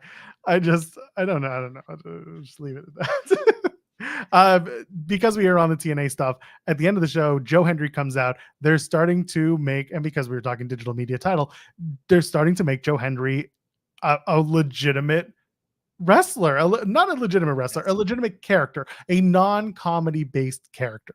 Chris and I talked. It seems like this is an effort to make him a main eventer in TNA, which is a long time coming. They should be doing it, and I'm glad they're doing it. I'm interested in it for multiple reasons, not only because I cover TNA, but also because you've got Slammiversary on the horizon. First, we got to get through Against All Odds. They're still doing Hardy versus Moose. They're going to do a House Hardy thing next week on whatever. But other than that, what are we doing with Joe Hendry? Is this a serious thing? And I'm going to kind of level up the conversation a bit. Would the trajectory that Joe Hendry's on right now, would it benefit him to show up on NXT or be interacting with NXT stars while he's doing this jump into serious wrestler guy? 100%, I think so. And you've heard it from multiple people in WWE. They want to work with Joe Hendry. We just earlier today, our good friend Tom Campbell from Cultaholic posted an interview where he asked Drew McIntyre if he believes in Joe Hendry. And Drew's like, I believed in Joe Hendry all the way back in 2015 when he made I'm Drew, I'm Adida Drew guy. I rewatched that clip. That was great. Like, he is just so creative when it comes to, you know, in the ring, when it comes to out of the ring, with just making moments that you remember. And like I said, one of the greatest musical performances I have ever seen was just this year on TNA Impact, and his whole medley about AJ Francis, the Edge's friend with Matt Cardona, like Edge's bitch. Edge's bitch, yeah. Time and time again, Joe Hendry is just so creative and so hilarious in what he does. And yes, he is, you could say, more of a comedy character than anything, but TNA has had so many comedy characters that have gotten over in big ways that they had to push to a certain level higher than you would have said a comedy character needed to be. And Joe Hendry, when you look at him, the dude looks like $1 million. He's making chart-topping songs now. Like, you got to translate that, and it's going to bring eyes to TNA. So I 100% agree. I would love to see him on an episode of NXT, just interacting with anyone on that roster pretty much. I don't care who you throw at me. I think he can even make an entertainment at the Gallus. He probably has history with Gallus from his time on the UK indie scene, so he can make entertaining Gallus segments. I'm all for that because I'm still waiting for entertaining Gallus segments. So give me that. Give me Joe Hendry on NXT, and give me Joe Hendry getting the opportunity at Moose for the TNA Heavyweight Championship at Slammiversary. Are you trying to tell me that you don't find Joe Coffey shaking ass on NXT to be entertaining? No, I will say that did pop. That was funny. That was funny. The only thing that would have been funnier is if Obafemi, this giant black man with a pink polo, if he had come out and started twerking too. That would have made my night. Oh man, Obafemi. I love Obafemi. I'm hoping he retains on Sunday, because I really feel like he's the guy who's the future NXT champion. When Trick moves on, Trick gets called up to the main roster, I think that it's Obafemi's time. But it's a very interesting card coming up with NXT Battleground on Sunday. And since it's Friday, we got to preview that card sooner rather than later. I don't know when, but I'll let Joe decide. No, we don't. I'm going to let you plug it because you're going to do an actual NXT Battleground preview on your channel. We don't need to preview shit here. We can just talk about stuff. You can do a preview. Go ahead, tell them where and when. May as well get that thing out now. 1:05 p.m. Eastern Time. Join me and my fellow Fightful brethren, Corey Brenner. We're going to be talking about NXT Battleground, the big champion versus champion matchup for the NXT Women's Championship, Jordynne Grace and Roxanne Perez, which, when I was doing, uploading pictures for the event, that has top billing on WWE's website, which makes me think that that might be the main event. And that might be, to the argument that Jordynne Grace is going to become a double champion on Sunday, if that's in the main event spot. You also got the NXT Championship match, Ethan Page and Trick Williams. I think that Trick wins on Sunday, but then he's going to lose in Toronto, because that's where Ethan Page is going to be crowned. But join me and Corey Brenner as we talk more about that. 1:05 p.m. Eastern Time over on the True Hill Heat YouTube channel. But a lot of wrestling this weekend. You got Collision, you got Dominion, NJPW, NXT Battleground. A lot to enjoy. Getting ready for new IWGP World Heavyweight Champion Evo. I literally had to deal with this the other day when Always Ready Matt Cardona was almost ready, and we spent 24 minutes talking about Evil possibly winning this lumberjack death match on Sunday. That is so much of not a draw to even New Japan itself that they are putting the Super Juniors finals in the main event. Evil. He's going to win that title, and I'm going to laugh. Jeremy and I are going to have a banner of field day on Monday. Doesn't matter what happens on NXT. No one will care as long as Evil wins the IWGP World Heavyweight Championship. Evil, and then the match is Evil versus I don't care who from AEW for the IWGP World Heavyweight Championship. You'll be there. You'll love it. Big fan. You're not going? Not. Oh, I'm very happy that I'm in the UK and that I won't have the option to show up. You should fly back for this. You should just fly back just for this. Not for Evil. I will not, sir. I will not show up for Evil. But yeah, why does Evil get so many opportunities at the IWGP World Heavyweight Championship? Evil single-handedly got Sonata most overrated wrestler last year because he feuded with Evil for like 3 months. Yeah, because Evil rules. Come on, you've got Hiroshi Tanahashi laying out 10-point plans. One of those points include House of Torture are problematic, and you're like, oh, they're clearly very important. Then why are you mentioning it? This is supposed to be a real. He was supposed to give us a real 10-point plan. No, yes, no, he wasn't. But this was real. Yes, it is problematic, but not for the reasons you think. His final point was thank you to the sponsors. That's not a point. That's a comment. That's a service. Thank you to sponsors. Why not like higher level sponsorships or X amount of sponsorship dollar goals? Why was it thank you to the sponsors? That's like, oh god, it's like Jeremy doing the Dynamite preview and saying thank you to the great fans of AEW. It's the same thing. Same difference. It's the same difference. This is what we have to go through. And I have to go through it with a lumberjack. So that means that all of House of Torture will be around ringside. Oh, great for me. You think Tanahashi is a sicko? That's the okay, Forbidden Door. If you're there, media friends, please take note right now. Your first question, Tony Khan, when they do Tony time and it's Tony and Tanahashi sitting side by side at that dais, everything's happened. The entire night has gone off without a hitch. Nobody's fought anybody in the backstage area. Nobody's had muffins and Spindrift because that guy's not there anymore. The first question you ask both those men, who's the bigger sicko? And you see them fight over who is the bigger sicko, Tony Khan or Hiroshi Tanahashi. And Tana is just like, I have 55,000 years in the business. I'm the bigger sicko. And Tony is just like, I have more money. I am the sicko. And Hiroshi, it's gonna be a flex off, like when Tanahashi takes off his jacket and starts doing the flex off with his opponent. He's just gonna stand up from the table, and Tony's just gonna. Tony gonna flex, but it's gonna be with dollars. He's gonna have dollars in his hand. He go $100. He's gonna do the folded guy gimmick where you pump out the biceps. No, Tony gonna flex his real muscles. He's just gonna hug Tanahashi. Tony Khan. If Tony Khan had a final move, his finish would be a bear hug. Oh, absolutely. And he'd probably win. Let's face it. That's okay. No, it would be Marina Shafir's finisher, which I heard last night on the ROH review is called Mother's Milk, where she just holds the person next to her boobs. You want to know someone who's got close to the bosom? It's Marina Shafir. She should be working with Tony Storm.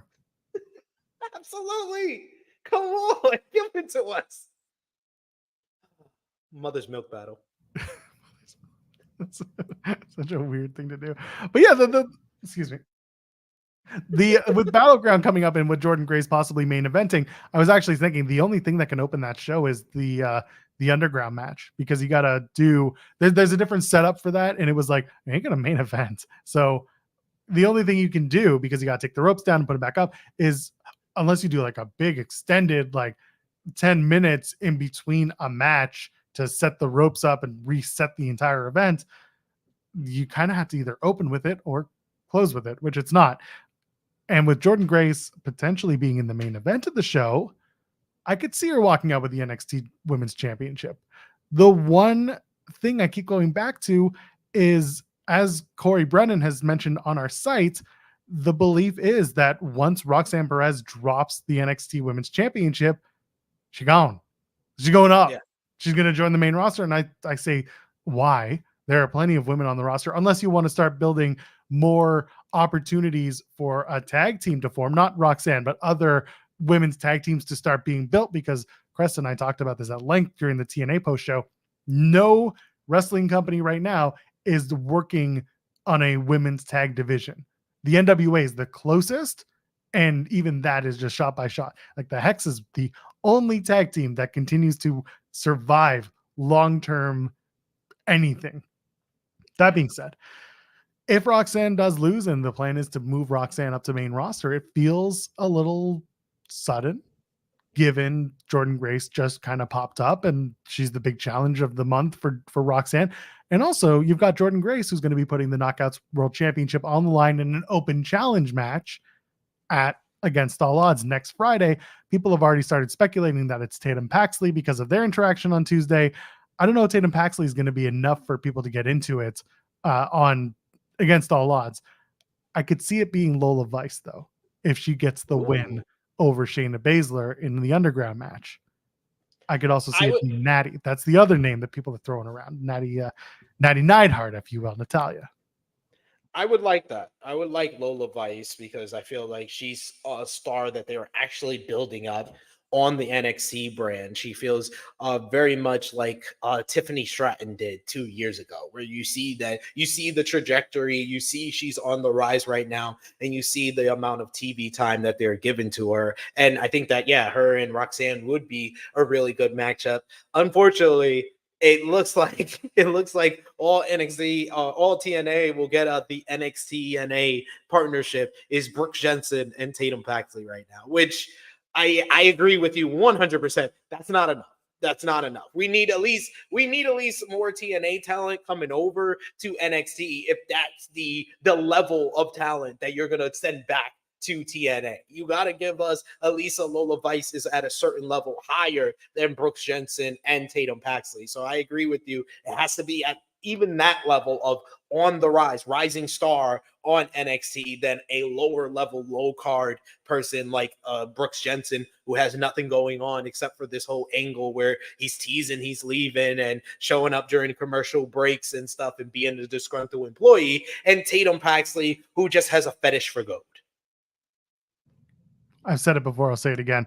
I don't want to do Ethan Page versus Karate Man 2. I get it. The story is now there. You could do it. I don't want that match. You know what match I want, SP3? I want Steve Macklin versus Steve Cutler.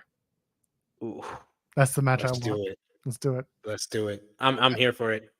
Those two men would tear it up 2 different times. Long hair, short hair. Let's go. I think they would tell a good story. Nick Nemeth versus Dolph Ziggler. Also, Broken Matt Hardy versus Woken Matt Hardy. Oh, yeah. I don't want to do that. I've said this before, and I said this on Wednesday with Jeremy, and I was like, I'm not putting any stock into the fantasy booking. I'm not letting people, I don't want people to get excited for something that might not even be happening. Jordynne Grace is the first and so far only TNA wrestler to do anything in this crossover. I get that the reporting is there will be more. Like you said, SP3, Tatum Paxley, Brooks Jensen, not exactly people that are going to light the world on fire in this transition, in this partnership. There are names that would work and would work well, but I refuse to have any of those serious conversations until A, somebody comes over from NXT, and B, something major happens from that person. You got to give me a Rascals reunion though. Like Wesley reuniting with Trey and Wentz. I just need that. It doesn't even need to be in the ring. Just give me the treehouse back. And he just shows up at the guys. Whoa, what are you doing here? Yeah, I flew in through the window. And that's fine. I'm all for that, because the only other out of the ring segment backstage that I want is the interaction between Ariana Grace and Santino. And I've said it before, they make zero reference to them being father and daughter. You do not know. It's an if you know, you know. And on top of that, the beauty queen stuff, you have Santino just be like, I had a sister who won a beauty queen competition at WrestleMania. And then you've got Ariana Grace being like, she sounds lovely. What's her name? Her name is Santina Marella. You should go watch. And they do a whole stupid thing. And there's just this mutual respect built on how stupid they both are. And that's it. You make no reference to the family tie. Nothing. That's what I want. I did pop for her and Jordan confirming that they're not related. That was good. I said they're not related. When they did that walkthrough, I was like, still better than Wrestle House. Jordynne Grace just walking backstage being like, man, this place is weird. Wrestle House was weirder. Yep. I wish he would have said that. That would have been a nice pop for all the TNA fans that are watching NXT. And NXT got another rise in the ratings. I always say the week prior dictates what the number is going to be the week following more than the actual number, especially when it's surprises, more than the actual number on the night. But they rose because they advertised Sexy Red on that show, and then they rose again because of all the surprises from the week prior. And it was the regular, typically pretty good show that NXT delivers. So and Ethan Page was the star. That promo that he cut in that contract signing, oh my God, he's just like, he's on another level than everybody else on the NXT roster. And I loved him pointing out how NXT has been kind of pilgrimed by the draft and lost all their teams. Like, you lost like 8 of your top stars. You need me. I was like, thank you. Somebody pointed it out because I've been realizing for the past month that NXT has gone down in value in the ring because they lost all their best workers. Time to bring up Hank and Tank. There we go. Tell me it's time for the big push for Idris Sanofe and Malik Blade. I mean, they're pretty damn fun. They're good. They are. They're individually very good as well. I don't see. Just get Brindley Reese out of there. Bring me more sentient cocaine and I'll be okay, Thea Hale. Let's go. Come on. Just go out there and just scream for the fences. That's all she needs to do. We need Chase U trying to recruit the system. You know, the system, school system. Yeah, I'm all about it. Just the dumbest thing. And so, you know, there's a couple of Dark Wendy Chu is going to be interesting. People are like, oh, Mae Ying's coming back. Maybe. But this is the thing with Tatum Paxley. If Tatum Paxley ends up challenging Jordan Grace for the Knockouts Championship, I like the idea of Tatum working with Rosemary because there's a spooky connection. They do the Dark Realm thing. And right now, Rosemary is a woman without an island or an entity without an island because Rosemary is genderless in the Impact world, I guess. That all said, I don't think I want to see Jordan Grace versus Rosemary at Slammiversary a month later for the Knockouts World Championship because that's where it would go. I also think that the big match for Slammiversary for the women would probably be Gail Kim versus Giselle Shaw. That's a conversation on Thursday nights because I don't think our audience is necessarily understanding of what's going on in TNA full time. Maybe I'm wrong. We normally stick to WWE and AEW stuff and then the top line of all the other companies as the news kind of gets out about it. But that's kind of where I'm at is Rosemary would be great, but there's no room for a Rosemary Jordan Grace storyline going into Slammiversary right now. But I just want to say, there is nothing wrong with the relationship between NXT and TNA. It's helping TNA gain more exposure on a show that is pretty highly rated on cable. It's helping NXT with driving more buzz and helping WWE overall to babyface the company because, hey, we're finally acknowledging TNA. After 20 years of TNA wanting to be acknowledged on WWE television, we're finally doing it. We're working with this company. We're putting over one of their top stars. But also on the other end of the spectrum, just because it's going well for now doesn't mean you get to be like WWE has a much better relationship with TNA than AEW did, because that diminishes everything that Kenny Omega did do for Impact Wrestling. He did give them at that time their highest TV viewership. He did at that time give them some of their highest buy rates. Both things can be mutually true. And yes, it did not wind up the greatest. And yes, I would have wished that Tony Khan didn't crap all over Impact Wrestling on certain weeks. Yes, it could have worked out a lot better, but let's not act like no one from TNA showed up on AEW television, because that's the revisionist history I'm seeing online. Like, the Good Brothers weren't TNA tag team champions on AEW television in their top faction. Like, let's not make revisionist history just because things are going well with another company now does not give you permission to then crap on the things they did accomplish with that partnership 3 years ago. Except for the Moose match at Daly's place. I like that Moose match. I like that Moose match. I mean, it was, yeah, listen, it's Kenny. Kenny could wrestle a broom, yada, yada, yada. You know, I get it. I had to call it a match. The main things that I was saying is that why didn't TNA think that Josh Alexander and Kenny Omega was going to be the great match? Because Kenny confirmed that they never had intentions of doing that match, even though they teased it in a backstage segment.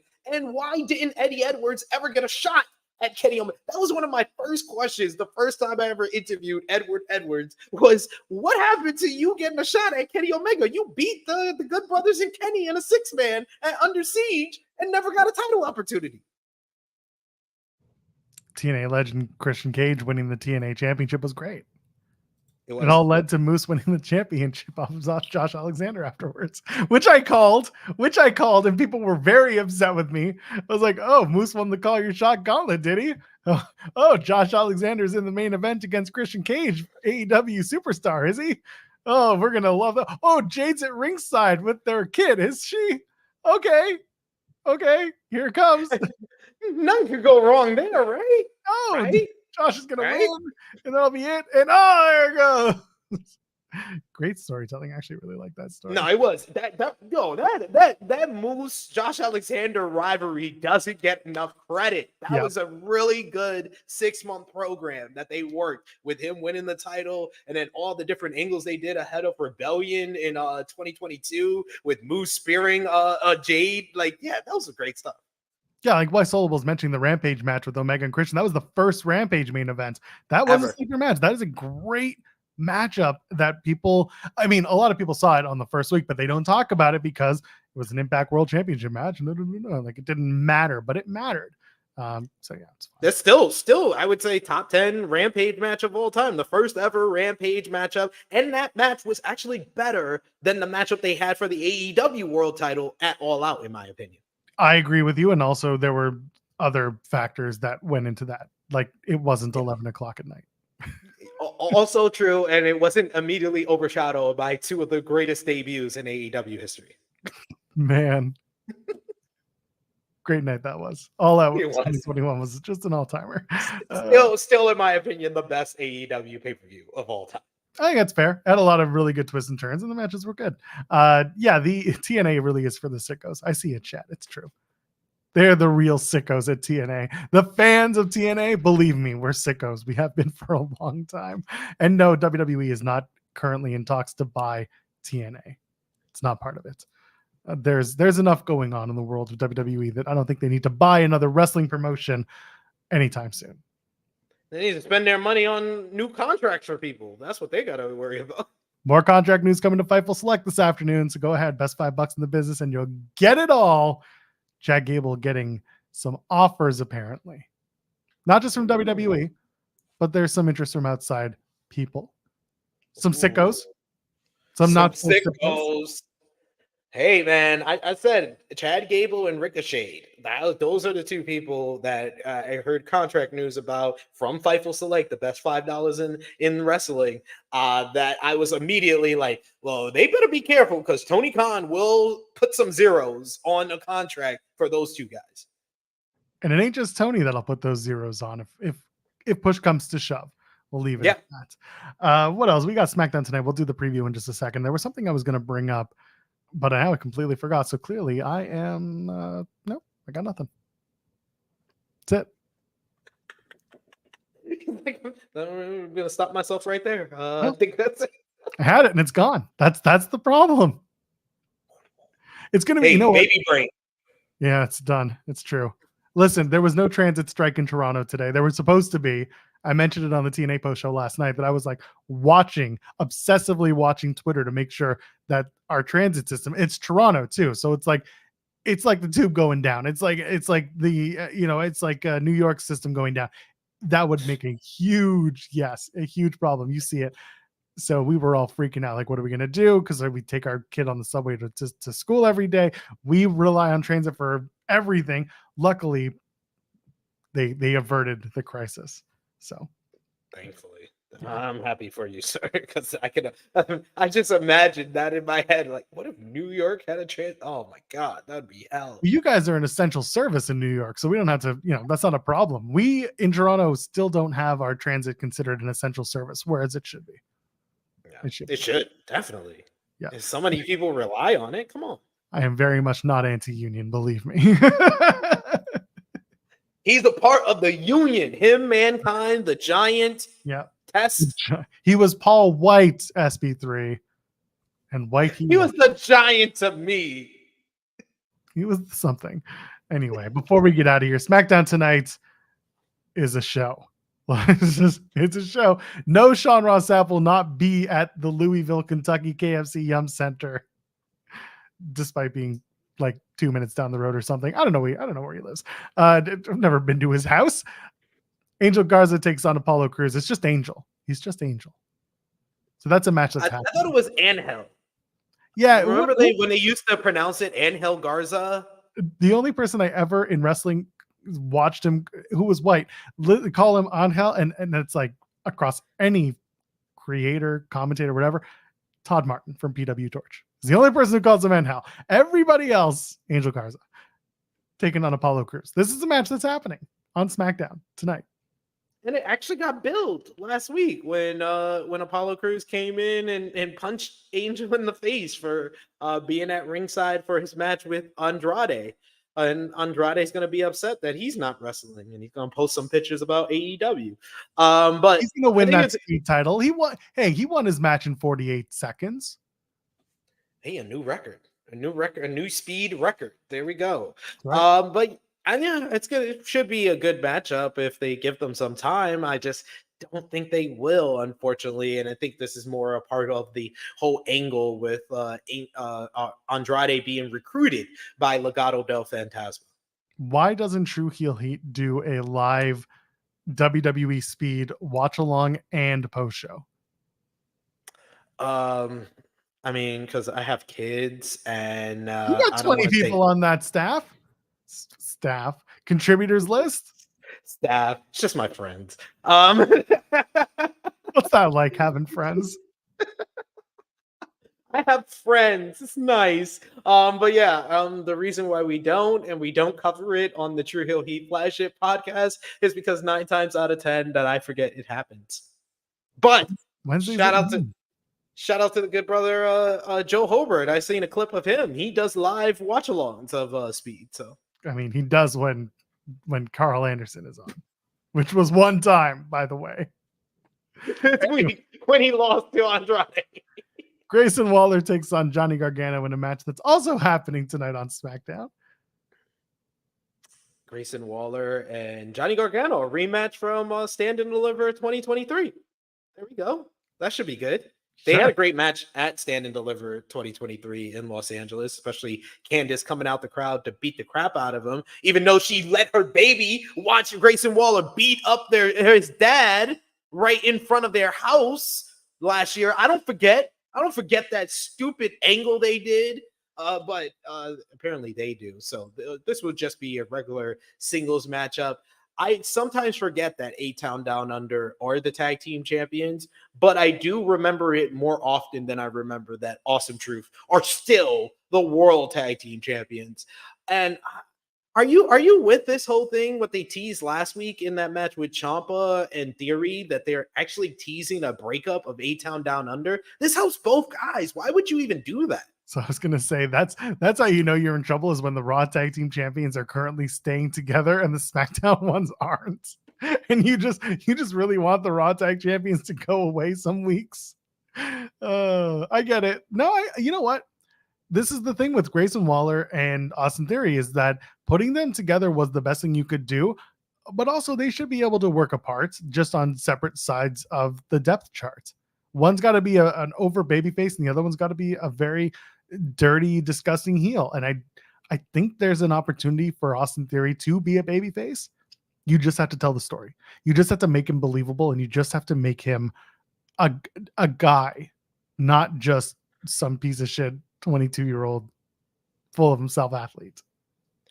I really feel like WWE, the issue that they have with Austin Theory is they really want him to be this generation's John Cena or the next John Cena, when everything about him reads like this generation's Randy Orton. If they book him like Randy Orton, keep him in a heel position, make him an annoying, person that everybody can hate, I think it would work out a lot better for his career and his career trajectory than constantly trying to make him into John Cena 2.0. I agree. And then they had him beat John Cena 1.0. Those kids on the stage.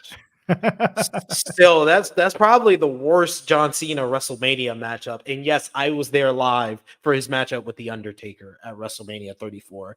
And when I say I was there live, I mean when I heard the gong, I immediately ran to get beer and complained to the bartender, "Why is this man back? I literally saw him retire last year." He had kids to put on stage. He wanted to give them their moments.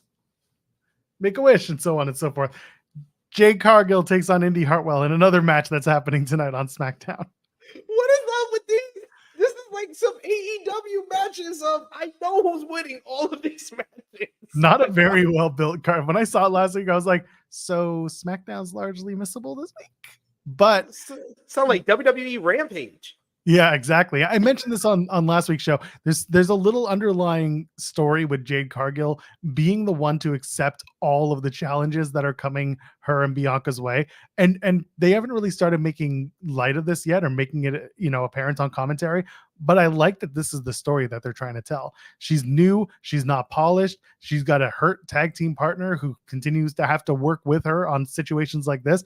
Like, there's a good story that's building with Jade, and it's very slow, but I appreciate that at least there's something there that's getting Jade, notice. So do you think that we have a Candice return and they somehow get Candice and Indy involved in this multi-tag team matchup that they possibly are going to book for Clash at the Castle, like Isla Dawn and Alba Fire teased on Raw this week? I don't see why not. They would probably make it a 4-way. That's it. Yeah. But and again, like the run-in stuff, this is what made I understood why they did the disqualification finish on Monday. You have Shayna Baszler going into the NXT Underground match. So for those who were going to complain, you had to keep her full, but they didn't want to bury Zoe Stark either because she didn't go far in the Queen of the Ring tournament. So I don't like the DQ finish. I think it's silly, especially when you're right there and you could have just let them retain and then attacked. I get it. But then I was also like, okay, fine. You shouldn't have had the match if you knew that you wanted to protect Zoe and Shayna and then eventually move on to a potential multi-woman tag team match. It just really feels like Triple H only knows how to book 3-way feuds in one way. Multiple DQ finishes. That's all we've been seeing in all these 3-way feuds, whether it's Braun, Ilya Dragunov, and Ricochet, whether it was Sammy, Gable, and Bronson Reed, whether it's this one. Like, he just knows how to book these 3-way feuds in one way. We're going to get multiple DQ finishes across a month of television. A TLC match for the women's tag titles, I'd be all for it. I would too. Insanity. And this is good. We all have those friends. You're just going to get into a fight with them because you go out because they're going out. It's just what it is. They're just going to do it. And then finally, Solo Sikoa anoints Tonga Loa into the bloodline. I assume Kevin Owens comes out, becomes a thing, maybe Randy Orton as well. I'm sure that they'll address Cody and AJ Styles and their pink salmon jacket thing from Baby blue. Week. Baby blue. That'll be fun. I'm looking for, listen, SmackDown's going to be fine, but largely on the match side, I'm just like, could have missed this one. Maybe I'll turn on SmackDown an hour in so that I can hit the skip. I can Brie mode through SmackDown. Brie mode.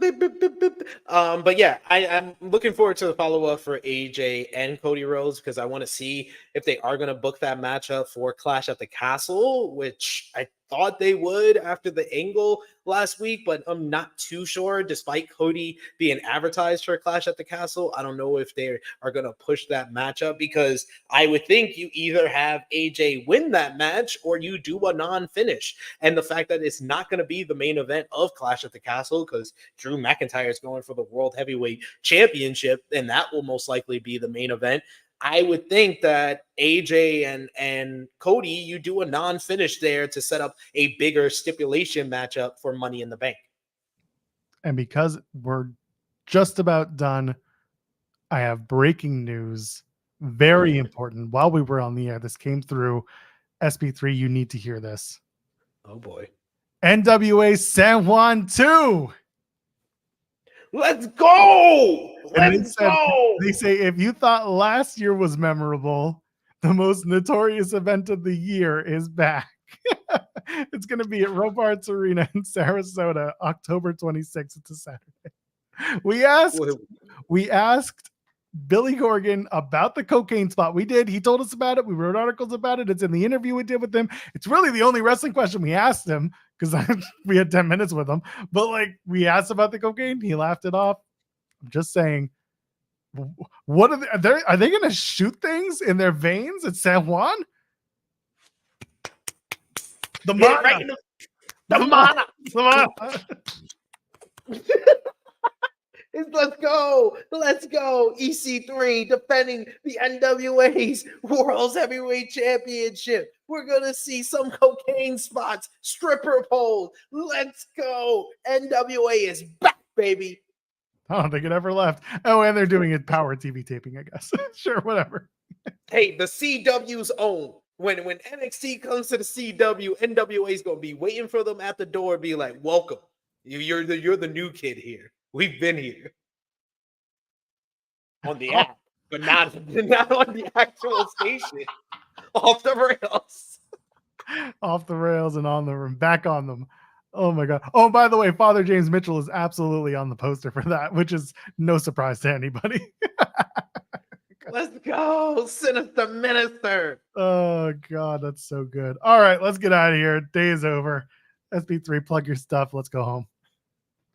True Heel SP3 on the Twitter machine. I'll be all over your YouTube screens today. Less than an hour, 1:05 p.m. Eastern time. Me, Corey Brenner, previewing NXT Battleground, giving you our predictions, talking about the build for the card, whether Jordan Grace will be a double champion or not. As well as I'll be live following SmackDown tonight over on the Wrestle Binge YouTube channel alongside Dutch Mantel and Rick Ucchino for Smack Talk reviewing SmackDown tonight. So join me for all of that. And I'll be live on Sunday, the True Heel Heat Flagship podcast. Yes, we won't be doing Saturday. I actually have a Saturday off for once. It's going to be great. I'm going to have a picnic with the kids because it's the UK and I can do those things. In New York, I can't. The Bronx don't have no parks to do picnics. Do some farmers market. Why not? We went to the marketplace today and all my kid wanted to get was candy. I was like, come on. And then she didn't even eat all the candy. All the candy. I love it. It's like she wanted all the candy and then she didn't eat all the candy.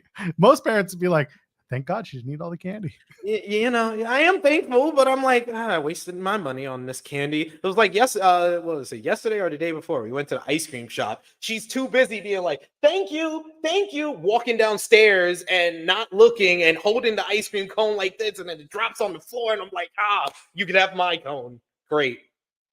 You got to do the daddy tax. I'm telling you, man. Yes. I'm keeping tabs. When she's old enough, I'll be like, you owe me an ice cream cone. You pull out like the Jericho 1004 items. Arm bar. Ice cream bar. Oh, there it is for the rest of your day. All right, go enjoy your weekend, folks. Go check out SP3. Go check out the True Heel Heap gang. They're fantastic. We'll be back Monday at 10 a.m. Eastern. You do things at 11. We do things at 10 a.m. Eastern here on Fightful Overbooked. If you haven't already, drop a thumbs up. And of course, subscribe to the channel. Tell your friends about us. Audio platformers, go ahead. Drop a 5-star review. We appreciate it. Until then, I am at Joel Pearl, JOELPERL. Ladies and gentlemen, friends beyond the binary. We'll see you in the next one. Cheers. Bye, guys. Thanks, guys.